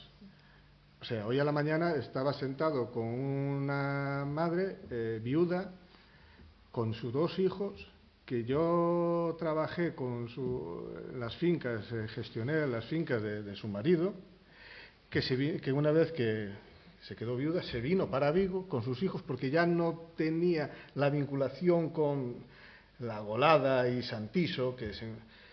Y ahora, ¿qué hacemos con aquello que hay allí, ¿no? Esa es la pregunta. El primer fracaso es que se tenga que ver una gente del rural, se tenga que ver en la situación de tener que dejar su zona de hábitat de siempre por irnos a la ciudad porque allí no me dan las comodidades para poder seguir viviendo. Y ese sí que es la crítica que tiene que haber. El sector forestal, igual que la mayoría del sector primario, tiene un problema importante de futuro, debido a que no se están implementando los servicios necesarios para que la gente permanezca en el medio rural. Vale, es una cuestión política, una cuestión social, una cuestión de dinamismos y de flujos migratorios dentro de los territorios rural o urbano, vale. Eso es una realidad y es el punto de partida, a mi ver. En cuanto al sector forestal, lo que nos va a llevar es a diferentes caminos, seguramente. Por un lado, en Galicia tenemos escuelas de profesionales, de ingenieros, ahí voy a defender nuestra labor, gente que nos estamos preparando justamente para que se pueda gestionar el territorio. Lo fácil, lo más cómodo y lo deseable es que gestionar territorio con la gente en esa zona. Pero también estamos preparados cada vez más para gestionar a distancia, de que nos desplazamos nosotros por ellos. La cuestión es que tiene que haber también la mentalidad de la gestión, que ese es el otro gran problema, el abandono. Y ahí nos encontramos con el abandono lleva y que en el caso de que alguien provoque un incendio o el rayo del 6% provoque un incendio, provoque un descontrol y los famosos incendios de 6ª generación o 7ª generación. Vale, pero ¿por qué? Porque está ligado al abandono, está ligado a que no se hace una silvicultura adecuada, no se hacen tratamientos de prevención, pero todo en la base está, con todo el respeto para los de Vigo, que yo me quiero vivir en Vigo, que en La Lama o yo me quiero ir a vivir a Lugo, o quiero ir a vivir a Coruña, porque en La Golada no tengo cine, o no tengo internet, o no tengo transporte público. Es una reflexión en alto. Sí. ¿Y desde el punto de vista de la empresa, cómo lo ves? Sí, para nosotros, efectivamente, el abandono es una de las principales amenazas a las que nos enfrentamos. O sea, nosotros, el 90-95% de la madera que transformamos en nuestras fábricas la producen propietarios particulares en sus fincas. Por tanto, tiene que seguir habiendo esa producción si queremos seguir trabajando y seguir transformando la madera, ¿no? Por tanto, evidentemente para nosotros es un punto absolutamente clave, ¿no? Entonces, para nosotros tenemos un compromiso importantísimo de fomentar la gestión forestal activa, ¿no?, y sostenible. Pues esto es indiscutible, ¿no? Necesitamos que se siga produciendo. Entonces, vale, ¿qué hacemos para ello, no? Pues nosotros para nosotros es clave, ¿no?, poner al propietario forestal como socio principal en el centro de nuestro punto de mira y ayudarle en todo el proceso. Nosotros hemos hecho recientemente un manual para herederos forestales, porque mucho de lo que tenemos es este problema sucesorio, de decir, oye, no sé ni dónde están las fincas que tenía mi padre o que gestionaba mi padre. Esto ocurre con bastante frecuencia. Este manual se ha hecho porque una propietaria forestal, concretamente en Ortigueira, en un debate dijo, oye, necesitamos algo así porque yo me he pasado 2 años buscando, y menos mal que he entrado en una asociación y me he enterado de dónde estaba todo, pero no es nada fácil. He pasado 2 años buscando y normalmente la gente no es tan insistente en estas cuestiones, le va distrayendo, tiene otras prioridades y al final se queda a veces la casa por barrer, ¿no? Entonces, para nosotros esto es muy importante, dar herramientas. Tenemos un equipo de 6 técnicos de asesoramiento gratuito a los propietarios en sus fincas para el cultivo de eucalipto, para la gestión, ¿vale?, donde nosotros hablamos desde la normativa hasta la planta más adecuada, porque hay muchas plantas diferentes que pueden plantar, diferentes materiales vegetales mejorados, ¿no?, donde les explicamos las operaciones que tienen que realizar y vamos todas las veces que les haga falta a ver allí con ellos el terreno y a darles nuestra opinión, nuestras recetas, ¿no? Y también aprendemos mucho de cómo, porque cada uno hace las cosas a su manera y te encuentras con sorpresas muy, muy interesantes, ¿no? Pero bueno, quiero decir que para nosotros todo este tema, hacemos análisis de suelo para hacer una fertilización adecuada, específica para la parcela, se lo hacemos gratuitamente al propietario también, ¿eh? Fomentamos también las franjas de caducifolias autóctonas, ¿no?, en las zonas donde ya no pueden plantar eucalipto, porque hay zonas que tienen que retranquear las plantaciones por la normativa. Entonces, para nosotros este es un problema absolutamente fundamental en el que estamos completamente comprometidos, ¿no? Es clave. Voy a hacer los plurales ahora una pregunta puente entre la parte más económica y la parte que le voy a endilgar aquí a Rosa. Habláis de gestión, gestión que abarca toda la parte económica del sector primario. Por supuesto que esto trasciende al sector forestal. La cuestión del abandono, el envejecimiento de la población trasciende a este sector en particular. Pero si hace falta gestión, hace falta política, hace falta normativas, y ahí nos vamos a volver a encontrar otra vez con cierto muro que yo creo que cada vez es más robusto, no sé si es más grande, pero sí que más robusto, de las opiniones políticas en contra. Por ejemplo, me imagino que una administración autonómica como la nuestra, si tiene que hacer una gestión de algún tipo o promover alguna gestión de algún tipo en el ámbito de la plantación de eucalipto, en este caso particular, se va a encontrar con una posición muy férrea política en la Cámara y muy férrea también en la calle, no solo de grupos ecologistas. Yo creo que la oposición puede ser más grande. ¿Cómo se hace entonces para seguir transformando de manera sostenible el eucalipto en Galicia, con el problema que vamos a tener de envejecimiento, con la necesidad que vamos a tener de gestión y con este muro del que también habló Luis enfrente, que es toda esta oposición, que yo creo que no me equivoco cuando digo que la anticiencia está calando en cada vez más partes de nuestra sociedad? No dije que no eran fáciles. No, fácil no es, ¿no? A ver, yo primero creo que soluciones técnicas existen, ¿eh? Y esto, o sea, por ejemplo, entre las que para mí es algo fundamental, que llevamos trabajando en ello desde en torno al año 2012-2013, y que actualmente ya está en la normativa previsto, y creo que es una herramienta importantísima que tenemos que fomentar, son las agrupaciones de gestión forestal. Es decir, yo creo que el minifundio, por una parte, es una riqueza porque llega mucha gente y hay mucha gente implicada en el sector forestal, pero la gestión del minifundio escindido, cada minifundio de los vecinos, es mucho menos interesante y mucho menos sostenible que si se hace de forma agrupada. Además, la gestión agrupada permite que haya personas que no estén, pero que sí, que vean su terreno gestionado y que se impliquen en la gestión en su nivel de presencia, ¿de acuerdo?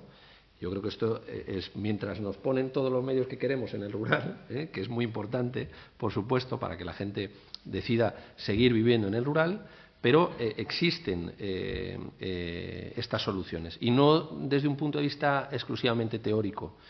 Yo las fui a visitar, ya digo, hace 10 años a Navarra, concretamente, que estaban ya llevándolas a cabo. Las hay en Málaga, las hay en Zamora. Ahora se están desarrollando, perdón, en Granada, he dicho Málaga, ahora se están desarrollando y están ya en Galicia presentes. Y estamos todos haciendo un esfuerzo, ¿verdad, José? Sí, sí. Importantísimo para echarlas adelante.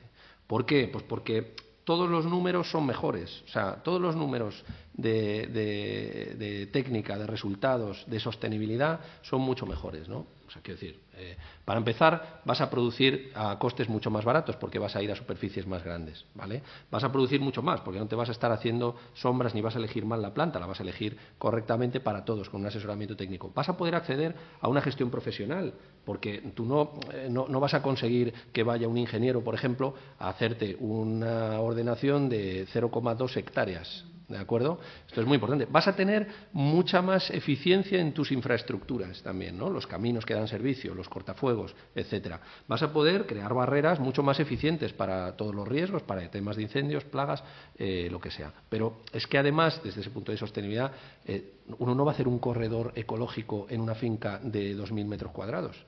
Lógicamente, ¿no? No tiene ningún sentido porque empieza en su finca, termina en su finca y los de al lado, pues ya veremos, ¿no? Entonces, esto es algo que tenemos que empeñarnos y sé que no es fácil. Nosotros estamos trabajando con 14 grupos de propietarios, todavía no hemos conseguido que se constituya ninguna. Yo tengo la esperanza de que este año todavía vamos a constituir una o dos, ¿eh? No nosotros, son ellos, nosotros les vamos a ayudar, ¿eh? Pero creo que es una solución clave que hay que trabajarla, ¿no? Y luego, respecto al resto de cuestiones, yo creo que tenemos que informar mucho mejor también a la sociedad, ¿no? Esto está claro. Es verdad que vivimos en un ambiente, se habla de la posverdad y de un mundo mucho más polarizado y todas estas cuestiones, y que somos mucho más veces partidarios. Como no tenemos tiempo de entrar en el tema técnico de todo, pues nos posicionamos emocionalmente y muchas veces es más fácil posicionarse en contra que a favor del eucalipto, ¿no? Sin tener Entonces nosotros tenemos una responsabilidad ahí fundamental, por una parte la de gestión y por otra parte de información, ¿no? Lógicamente.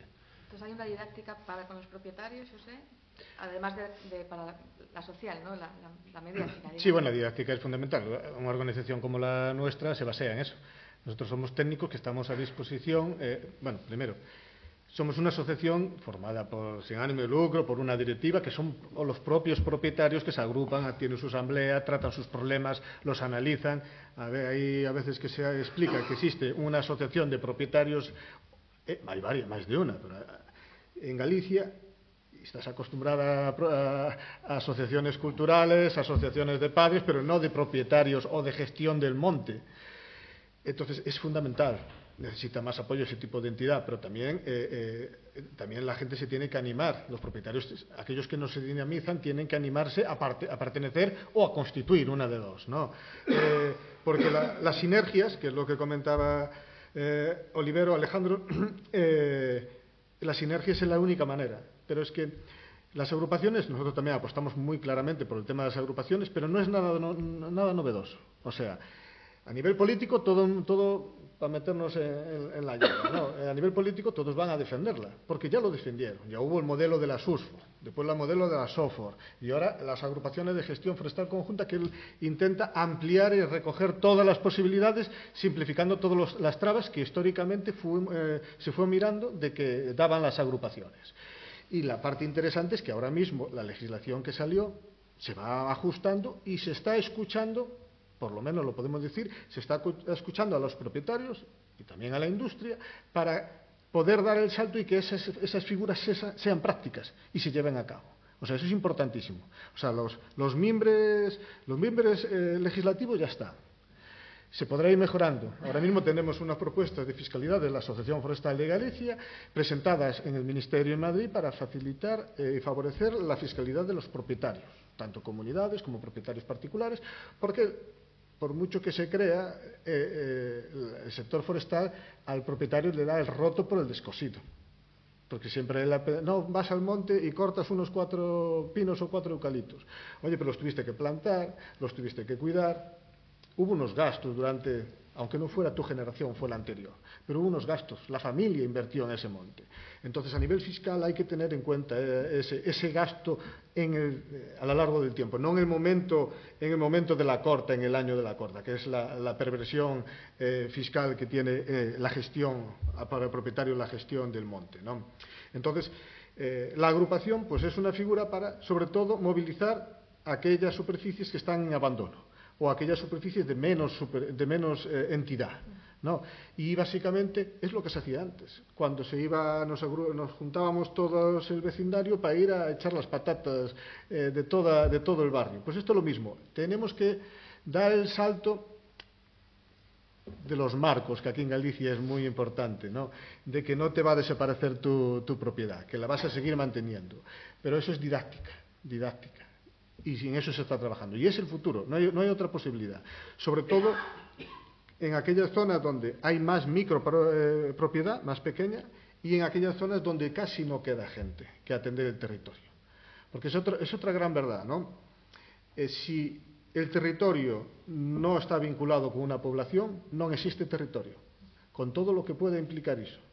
Se habla de la cultura, de la ecología natural y la evolución natural. Todo el territorio está antropizado. Todo es fruto de la intervención humana.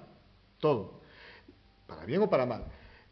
Hasta llegar al ciclo del equilibrio natural de una masa, carballeira, adulta, tal, pasan otros ciclos. Y dentro de esos ciclos hay una figura trascendental, habitual, que es el incendio, es el fuego.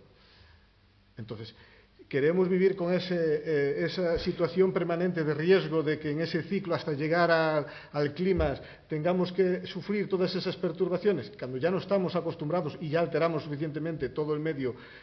No nosotros, nuestros ancestros, ya lo decía Luis Gil, todo era territorio desarbolado, alterado por una actividad intensiva. No actividad intensiva de la producción del pino, actividad intensiva por la producción de eucalipto. La actividad intensiva por los esquilmes para el ganado, había otras actividades extensivas, ahora consideradas tradicionales, pero eran intensivas. Entonces eso nos llevó a esta situación, que para volver hacia atrás, estamos hablando de volver 1492, 1300, estamos hablando muy atrás, ¿no? Entonces las cosas hay que hacerlas con criterio técnico, con sentidiño, contando con la propiedad, contando con los diferentes sectores y amparándose en una buena legislación y apoyos. Queremos tener monte, queremos tener que el monte no tenga esos problemas de incendio, esa problemática constante de riesgo que nos supone. Hay que invertir en ellos. Desde Europa, cuando se habla de Red Natura, se establece de que tiene que haber compensaciones al propietario de las fragas de Leume. La compensación que vino de Europa para las fragas de Leume fue X millones de euros, maravilloso, para construir los centros de interpretación. Pero los propietarios seguían teniendo su problema, que era efectivamente, fuera de eucalipto, pino o patatas, tanto tiene. Tenían que eliminarlo por la presión social a coste cero. Eso es una realidad. Lo hablas con los propietarios y tenían ese problema. Pero mientras tanto, vamos a visitar el centro de visitantes de 5 millones de euros, que eran los que vino de Europa para el propietario. Eso es una realidad. Entonces, ante esa situación, y en Galicia, yo siempre digo una cosa, ¿en qué colegio se explica lo que es una comunidad de monte vecina de mancomunón? En ninguno. Mi hija no tiene ni idea, porque yo soy secretario de una comunidad de monte y le digo lo que es. A mí me da vergüenza. Excepto el agro, ¿cuánta información relacionada con el monte hay en los diferentes medios? Excepto el agro, vale, un 5% de la cuota de pantalla, no sé qué. Cuando el sector forestal es uno en sus diferentes patas, vertientes, productiva, no productiva, conservadora, no conservadora, porque si un monte está conservado, no es por la acción de los modernos urbanitas, es porque la gente del rural lo conservó. Si mi mamua, si mi patrimonio que existe en el monte sigue estando ahí, es porque mis abuelos se preocuparon de que siguiese estando ahí. Porque antes el urbano no se preocupaba de lo que había en el rural. Entonces, eso es una realidad que tampoco se da trasfondo. ¿En qué colegio se explica lo que es una comunidad de montes? ¿En qué colegio se explica la necesidad de cortar los árboles? Que ya Me daba con un canto los dientes. Bueno, mi hija me dice que yo corto árboles. Sí, a mí también me lo echan en Con un cara. tono, y yo le explicando, digo, vamos al monte, vamos, ven aquí. Bueno, pero para explicar tenemos a la persona que creo que es la más idónea. Rosa os decía antes que la dejaba para el final, ella lo prefería así. Por todo el debate, lo mencionaba antes también Luis, se menciona especie invasora, degradación del medio, y ella me decía que para hablar de esto hay que hablar con datos y no con opiniones, que es lo que ella mejor maneja. Pues, a ver, yo llevo muchos años en el tema de eucalipto sí, eucalipto no, es malo, es bueno. Cuando yo empecé mi tesis doctoral, ese libro que se ponía ahí es del año 92. Cuando yo empecé mi tesis doctoral, el jefe, mi director de tesis, me dijo: Rosa, vamos a trabajar porque Franco puso muchos pinos. La verdad es que fue el Icona en los años 40, todos sabemos la historia. España y Europa se deforestaron, pero es que Europa y América ya se hubo una gran deforestación en el siglo pasado. Empezó con la agricultura, en el siglo XVIII el desarrollo industrial, la demanda de energía, con la energía coger madera, etcétera. Las dehesas en España, hubo una gran deforestación. El NIA tuvo en los años 40 el deseo de volver a restaurar parte de la cobertura forestal antigua.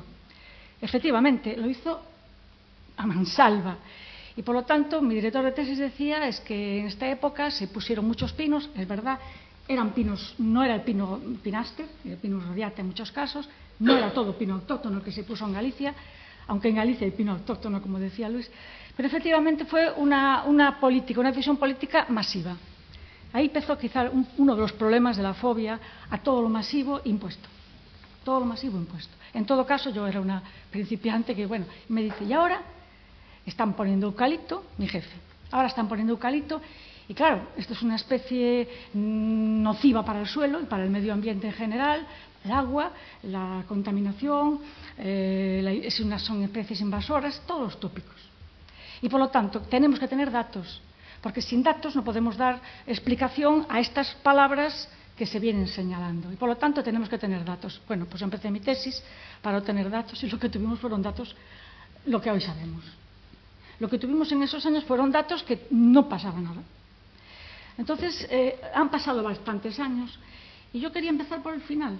Quería empezar dándoles la razón porque para mí esto es una visión política estratégica de algo que es muy importante en Galicia. En Galicia tenemos más de un 65% de nuestro territorio, no tiene vocación de cultivo. Encima se hacen viejos los agricultores y abandonan los cultivos. Pero en todo caso, más del 65% del territorio tiene vocación, entre comillas, forestal. Incluso mal forestal, un forestal que a veces no se puede forestar. ¿Qué hacemos con un territorio tan grande si realmente no tenemos la visión de que tiene que tener lugar un aprovechamiento? Para empezar por ahí. Ya nos encontramos nosotros en la época que yo empecé con ese problema. Un problema, vamos a decir, social, que yo ya lo vi desde aquel momento y que hasta hoy. Y por eso yo quería un poco empezar por el final que ellos decían. Para mí el problema en este momento, abandonando ya, es decir, no es una especie negativa, y voy a dar algunos datos, aunque no es el momento de dar datos más. Me gustaría hacerlo en algún momento, porque si no, hablar solamente opiniones, tampoco me gusta a mí hacerlo. Pero bien, para mí en este momento el principal problema que puede tener este desarrollo tan extensivo que ha habido, y que está habiendo y que va a haber más, es el abandono. Efectivamente, es el abandono por la edad de la población, por el tamaño de las propiedades, de las parcelas, la gente no sabe ni dónde está su parcela. Yo limpio, pero el vecino no limpia y entonces el fuego corre, por lo tanto, que lo limpie la Xunta. Es decir, el tamaño de parcelas, la concentración, el envejecimiento de la población. Y os diría algo más. Hace unos años, ENCE amenazó, pues si se ponen así, si todo el mundo se pone en contra, nos vamos. Nos vamos a América del Sur, nos vamos a otro lado. En el momento en que ese tema salió a la calle como amenaza, entre comillas, vamos a decir, a mí me preocupó, porque si se va ENCE, hay abandono. Y por otra parte, por decirlo todo, para mí el hecho de que solamente haya un comprador en una pirámide, solamente haya un comprador, tampoco sé si es la política más adecuada para una sostenibilidad. Un único comprador impone unas normas. Y la competitividad yo creo que es buena. Por lo tanto, El abandono no, porque el abandono de una casa es el principio del fin. Es que si abandonamos la casa, se acabó. Erosión, incendios, todo lo que podamos decir, todos los tópicos. Es decir, el abandono es lo último. Y mientras haya un propietario que cuida su leira o que cuida su parcela forestal, y mientras haya un propietario que cuida su casa, la casa no se hunde. Es que eso lo sabemos todos, es que es antiguo. Es una visión antigua de lo que es la propiedad, el amo del caballo. Pero yo sí quería tocar los temas que de alguna manera se considera que soy en lo que trabajo, de veras. Y por eso hay algunos términos que se están diciendo continuamente. Y yo los voy a tocar simplemente. La palabra sostenible. Sostenibilidad. Cuando se dice sostenible, no es un término que es sostenible, no es sostenible, es invasor, no, está acuñado. El término sostenible es un término acuñado. Un desarrollo sostenible de cualquier uso es aquel que a lo largo, generaciones futuras, etcétera, etcétera, van a poder seguir haciendo uso del sistema e incluso de ese uso para siempre, generaciones futuras.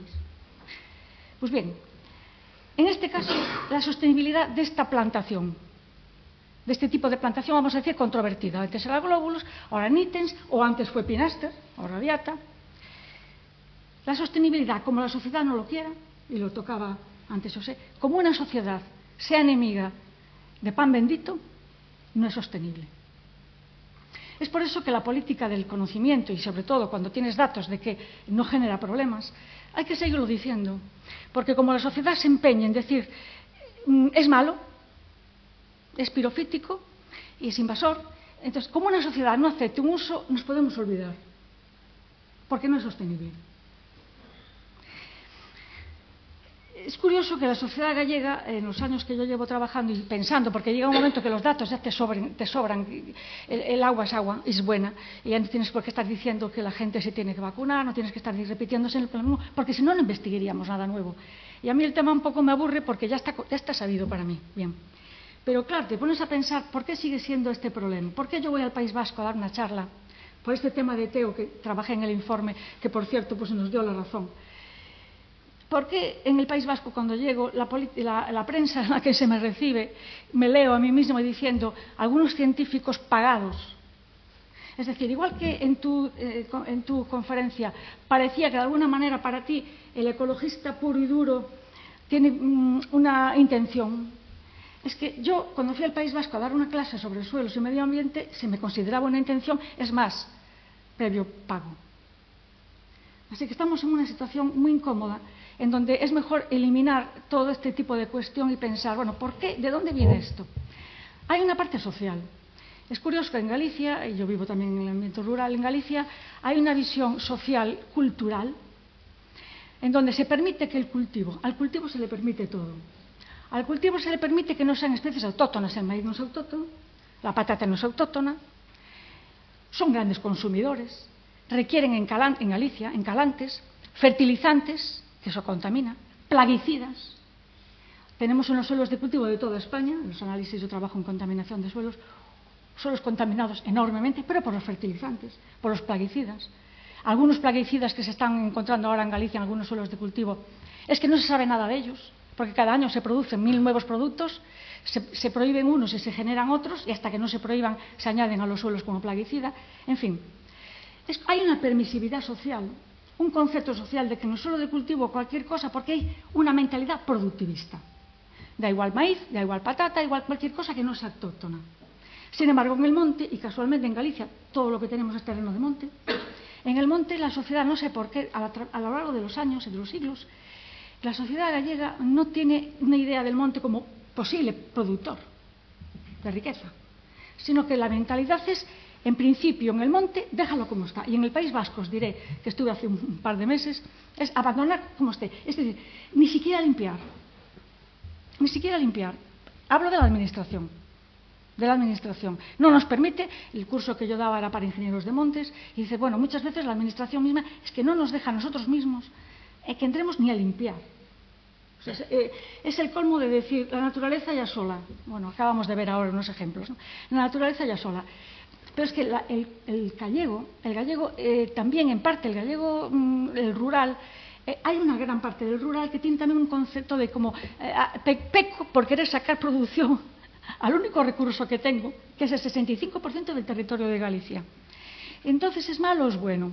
En principio, se pide, hablo ahora del culto, del ecologista que tú tocabas, el tópico este, el culto que dice, bueno, el monte, dejarlo natural y, en todo caso, si hay producción, mejor conservación, el bosque autóctono, y en todo caso, si hay producción con especies autóctonas, pero Dios mío. En Galicia tenemos un 65% de terreno no cultivable. De ese 65%, aproximadamente 1 millón de hectáreas, que es un tercio, es ese terreno de monte que veías tú detrás de esclavitud, que son los suelos esqueléticos, menos de 50 centímetros, poneros ahí, menos de 50 centímetros, o de 40, o de 30, un suelo así. Un suelo así no puede tener bosques autóctonos, porque el bosque autóctono de caducifolias tiene un desarrollo radical enorme y requiere suelo potente, espeso, al menos que retenga agua para el verano y al menos poderte asentar.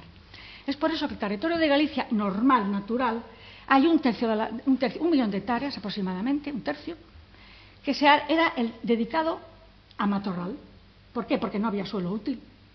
Es decir, que los que se consideraban las clases agrológicas americanas, este suelo entraría en la categoría 8. Es decir, no cultivable, no forestal. Por eso se deja matorral. Y entonces hay una conciencia popular que se dice, total, el matorral, voy a ponerme de abogado defensor y abogado que dice, total, si eso no servía para nada. Claro, la posición mía es, en los suelos absolutamente improductivos por falta de suelo, a los suelos que naturalmente son suelos de matorral, ¿por qué discutir ahí una productividad alternativa si ahí no se pueden poner autóctonas exigentes? Es absurdo, ya tenemos un tercio del territorio de Galicia donde la discusión es que me voy, porque es que ahí no se pueden poner autóctonas, la prueba está que no las hay. Tampoco podemos decir, como no hay nada, como no sirve para nada, pongamos estas especies que en principio no son malas, porque en principio están creciendo. No, ojo, tampoco se puede decir que no dan para nada. El agricultor gallego, el rural de toda la vida, en los terrenos, estos terrenos esqueléticos de brezal y de matorral, tenía el tojo. Ojo, el tojo no es autóctono. El Ules europeo no es autóctono. En el País Vasco, cuando estaba en el grupo con el que estaba dándoles yo el curso, había mentalidad ecologista y ambientalista, y cuando yo le dije que en Galicia el Ules europeos no es autóctono, qué desilusión. Es como que tenemos una ilusión enorme, con lo cual es muy bien la protección de lo nuestro, en que lo nuestro es mejor, y entonces que el Ules no sea autóctono es que es una desilusión. Bueno, pues no es. El Ules europeo está introducido por el hombre. El hombre lo introduce, y el hombre agrícola tiene un terreno agrícola en la mitad de la ladera, para abajo donde está la iglesia, para abajo está la aldea. Es decir, la iglesia media ladera, la aldea por abajo, el suelo de cultivo más abajo y luego el prado, el prado de ribera. Pues bien, el terreno de monte del suelo esquelético, con el tojo, que es una leguminosa, fija nitrógeno. El agricultor va al monte y arrampla con todo el matorral, mejor de leguminosa, xestas y Ules y tojo, trae nitrógeno a la cama de ganado. De la cama de ganado, 10 hectáreas, ojo, la proporción es 10 hectáreas para una de cultivo. A la cama de ganado hace un estiércol, mejor o peor lo hacía. Y el estiércol se añade al campo de cultivo, donde entonces el abono, la necesidad de abono es menor. Por lo tanto, vaya si tenía uso. Tenía su uso, el suyo. Económicamente no es rentable, porque trabajaba el abuelo, el padre, el hijo, todos iban a buscar el tojo para luego meter ahí, y hoy en día están los fertilizantes. Económicamente, si analiza sueldos, eso no es rentable. Ahora, tenía su uso. En el momento en que eso ya no se hace, en el momento en que incluso los suelos de cultivo se abandonan, entonces nos planteamos, ¿por qué discutir? Ahora volvemos al eucalipto y al pino. ¿Por qué discutir que en suelos esqueléticos, si algo se da bien, por ejemplo el pino radiata, se da perfectamente bien y produce, porque el raizamiento del pino radiata es muy superficial y se instala. Se instala el pino radiata y se instala el eucaliptus, pensemos en el glóbulos. Claro, si en terrenos malos se instala y produce 10-15 metros cúbicos, hablo del eucaliptus glóbulos, 10-15 metros cúbicos hectárea año, eso es un lujo. Y discutir ahí la autóctona, es que yo ya no quiero ni no podemos discutir la autóctona, es o una cosa o la otra, y esta es productiva. Por mal que produzca, es productiva. Bien, vamos a otro tipo de terreno, porque claro, todo el mundo tiene sus razones. Pontevedra ya los suelos que no son esqueléticos, ya los suelos que están a media ladera, ahí donde está la iglesia, que os decía la aldea antigua, la iglesia, que ya son suelos un poquito más espesos, en parte por coluvionamiento, entonces la erosión ha generado suelos un poquito más espesos. Y ahí, en algunas vaguadas, incluso se podría poner especies autóctonas, ¿por qué no?, en la vaguada, pero obviamente también se pueden poner las especies, las plantaciones. Pues bien, las plantaciones en un suelo típico de Pontevedra. Pontevedra tiene suelos muy poco fértiles. Los suelos de Galicia no tienen fertilidad, para empezar. Y los de Pontevedra, muy poquísima fertilidad. ¿Por qué? Porque predomina el granito. Y por lo tanto, una roca granítica lo que tiene es más de un 20% de cuarzo, cuando no un 60%. Por lo tanto, cuando la roca se altera y finalmente da un suelo, mejor o peor espeso, menor o más espeso, es un suelo arenoso. Un suelo arenoso que no tiene nutrientes, porque el cuarzo no suelta nada. Y por lo tanto, no tiene nutrientes, es ácido. En verano se seca, porque es arenoso. Y por lo tanto, deja de llover y al día siguiente no tenemos agua. Un suelo de estas características, cuando ponemos el eucalipto en un suelo tan penoso, crece. Y no solamente crece, sino que da una producción 20 metros cúbicos por hectárea y año. Os diré, el Prime Farland, lo que es categoría de primera categoría, en la clasificación americana dice que se puede considerar un terreno Prime Farland, primera categoría, cuando supere 6. Es una risa, cuando supere 6 metros cúbicos. Bueno, efectivamente, en Noruega, los pinares de Noruega, las coníferas del bosque boreal, la productividad es bajísima por frío. Lo que pasa es que tienen una gran extensión y continuamente están cortando. Pero bien, con más de 6 hectáreas metros cúbicos se puede considerar una buena productividad.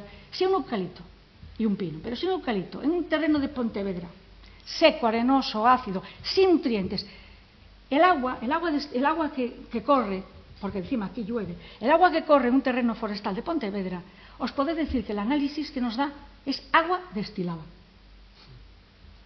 Y si hay un individuo que traemos, que ponemos, crece, se desarrolla y da 20 metros cúbicos hectárea y año, eso es un lujo. Ni come ni bebe. Digo que no bebe porque el agua no se pierde. O sea, yo cuando digo que el árbol no bebe, en el sentido de que la materia no se crea ni se destruye. El agua que se bebe se transpira y vuelve a caer. Es decir, el árbol no se lleva el agua para casa. La madera seca no tiene agua, tiene poro seco, pero efectivamente transpira. Y por lo tanto, el eucalipto sí que se puede decir, y ahora vamos a darle la razón a los que dicen, por ejemplo, en Pontevedra, pues mire, a mí no me diga usted nada, porque donde hay eucalipto no hay nada. Voy a ponerme en su cabeza. Donde hay eucalipto debajo no hay nada. Pues es verdad. De un terreno pobrísimo, en donde no hay nutrientes, en donde el suelo es ácido, que por otra parte se adapta perfectamente a la acidez. Un suelo ácido, cargado en aluminio, que es un tóxico químico para las plantas, que el maíz, por ejemplo, ya no lo soporta, en la patata. Pues bien, si unos suelos ácidos, alumínicos, tóxicos, sin nutrientes, delgados, que se secan en verano, una planta resiste. ¿Y en verano qué hace? Porque es una planta bebedora, porque transpira. O sea, no se lo lleva en madera, pero es igual. Lo largo, lo cojo por aquí y lo devuelvo a la atmósfera.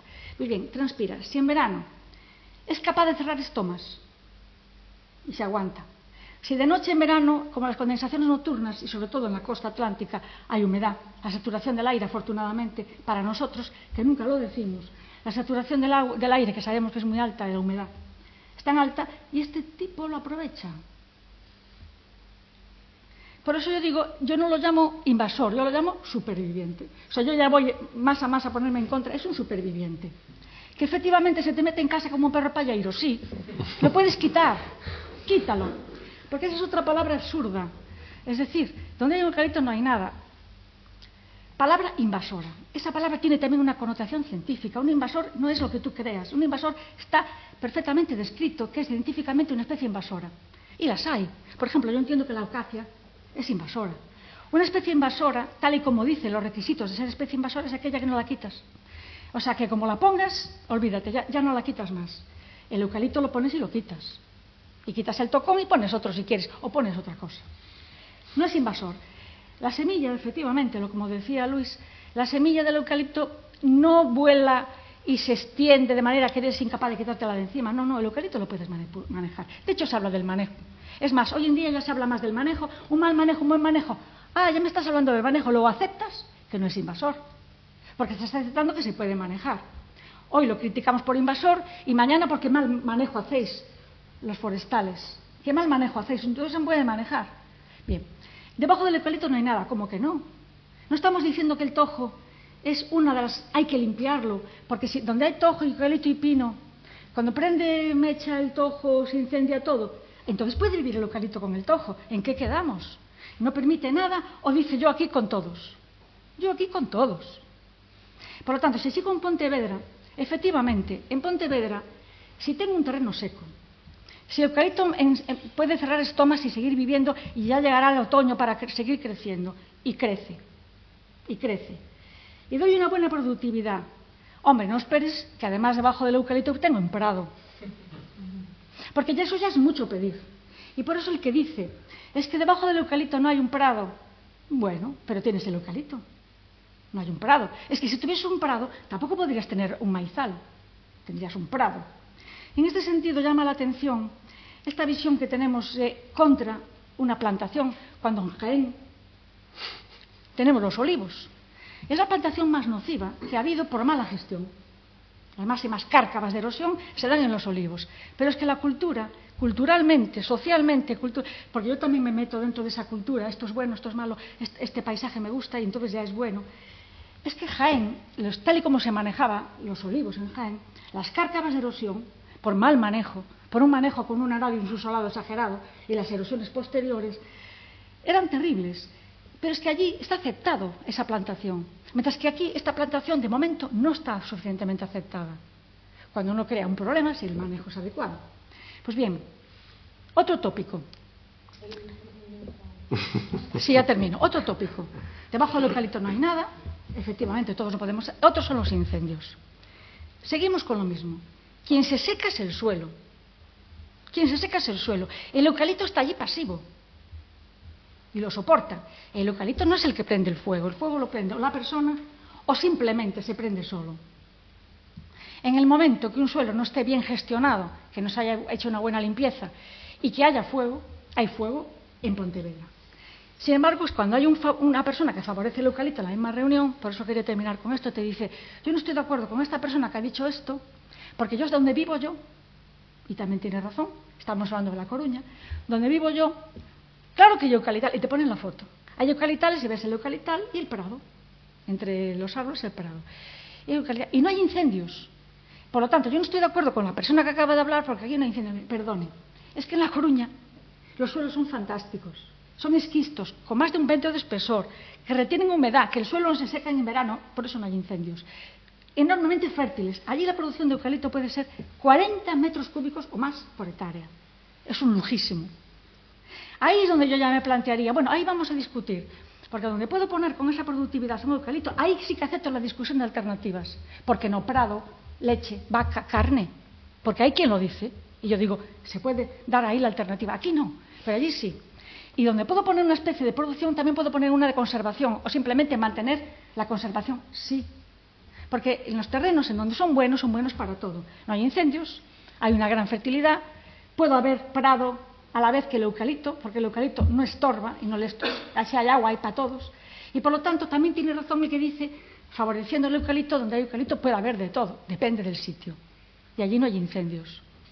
Por eso, simplemente para terminar, yo quería decir, soy favorable a todo uso forestal bien manejado.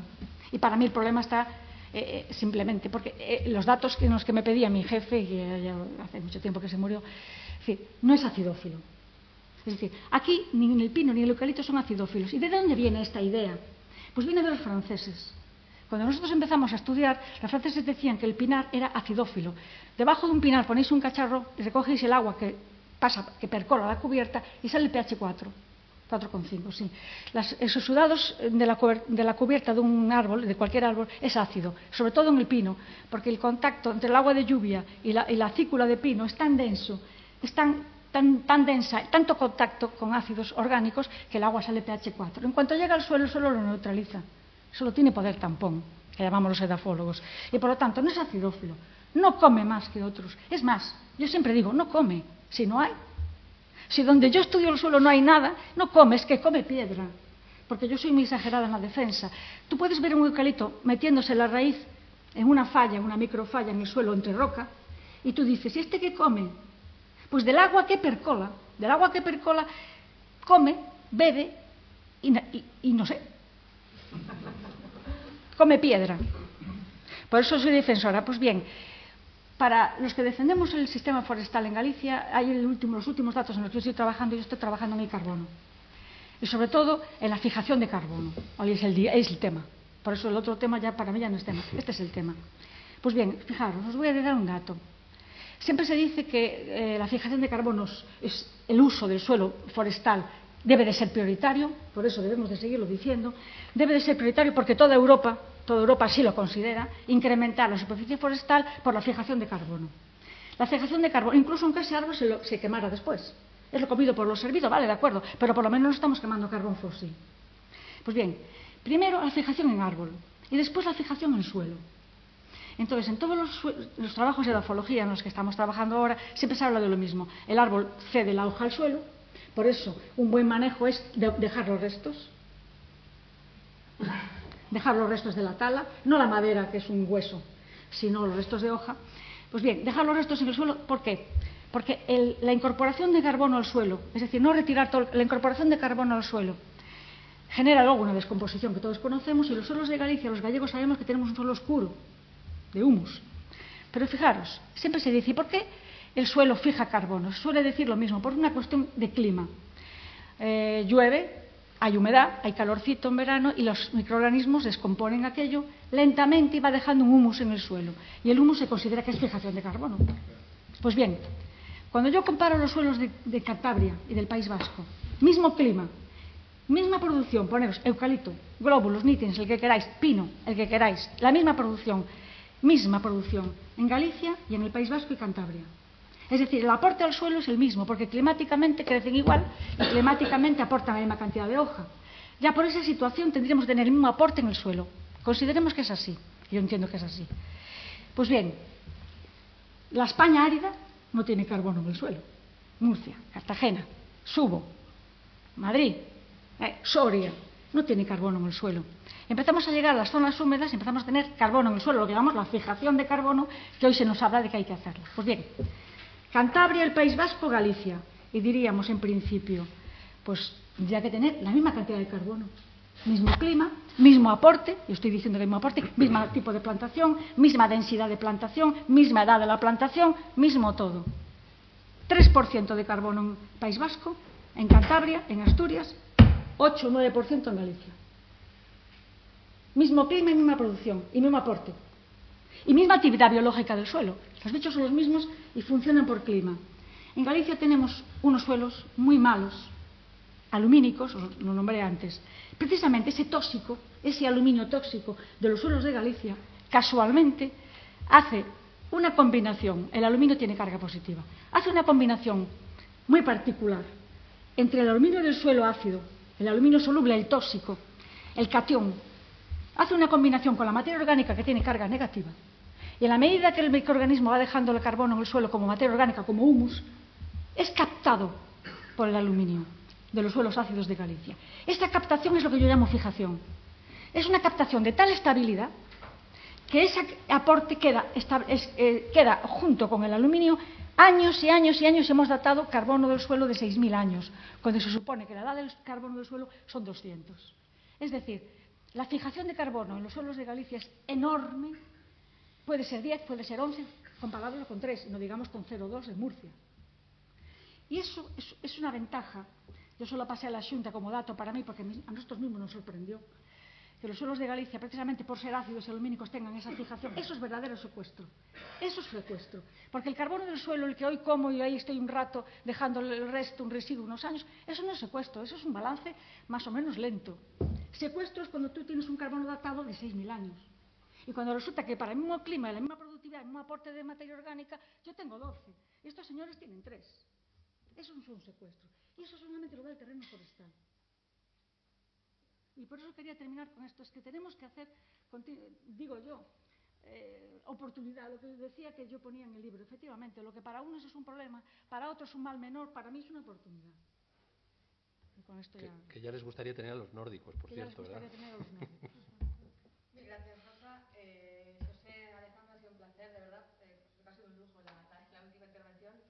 Yo he tomado de verdad, muchísimas gracias a todos por venir. A lo mejor hay alguna pregunta. Que me arrancan la cabeza y no me levanto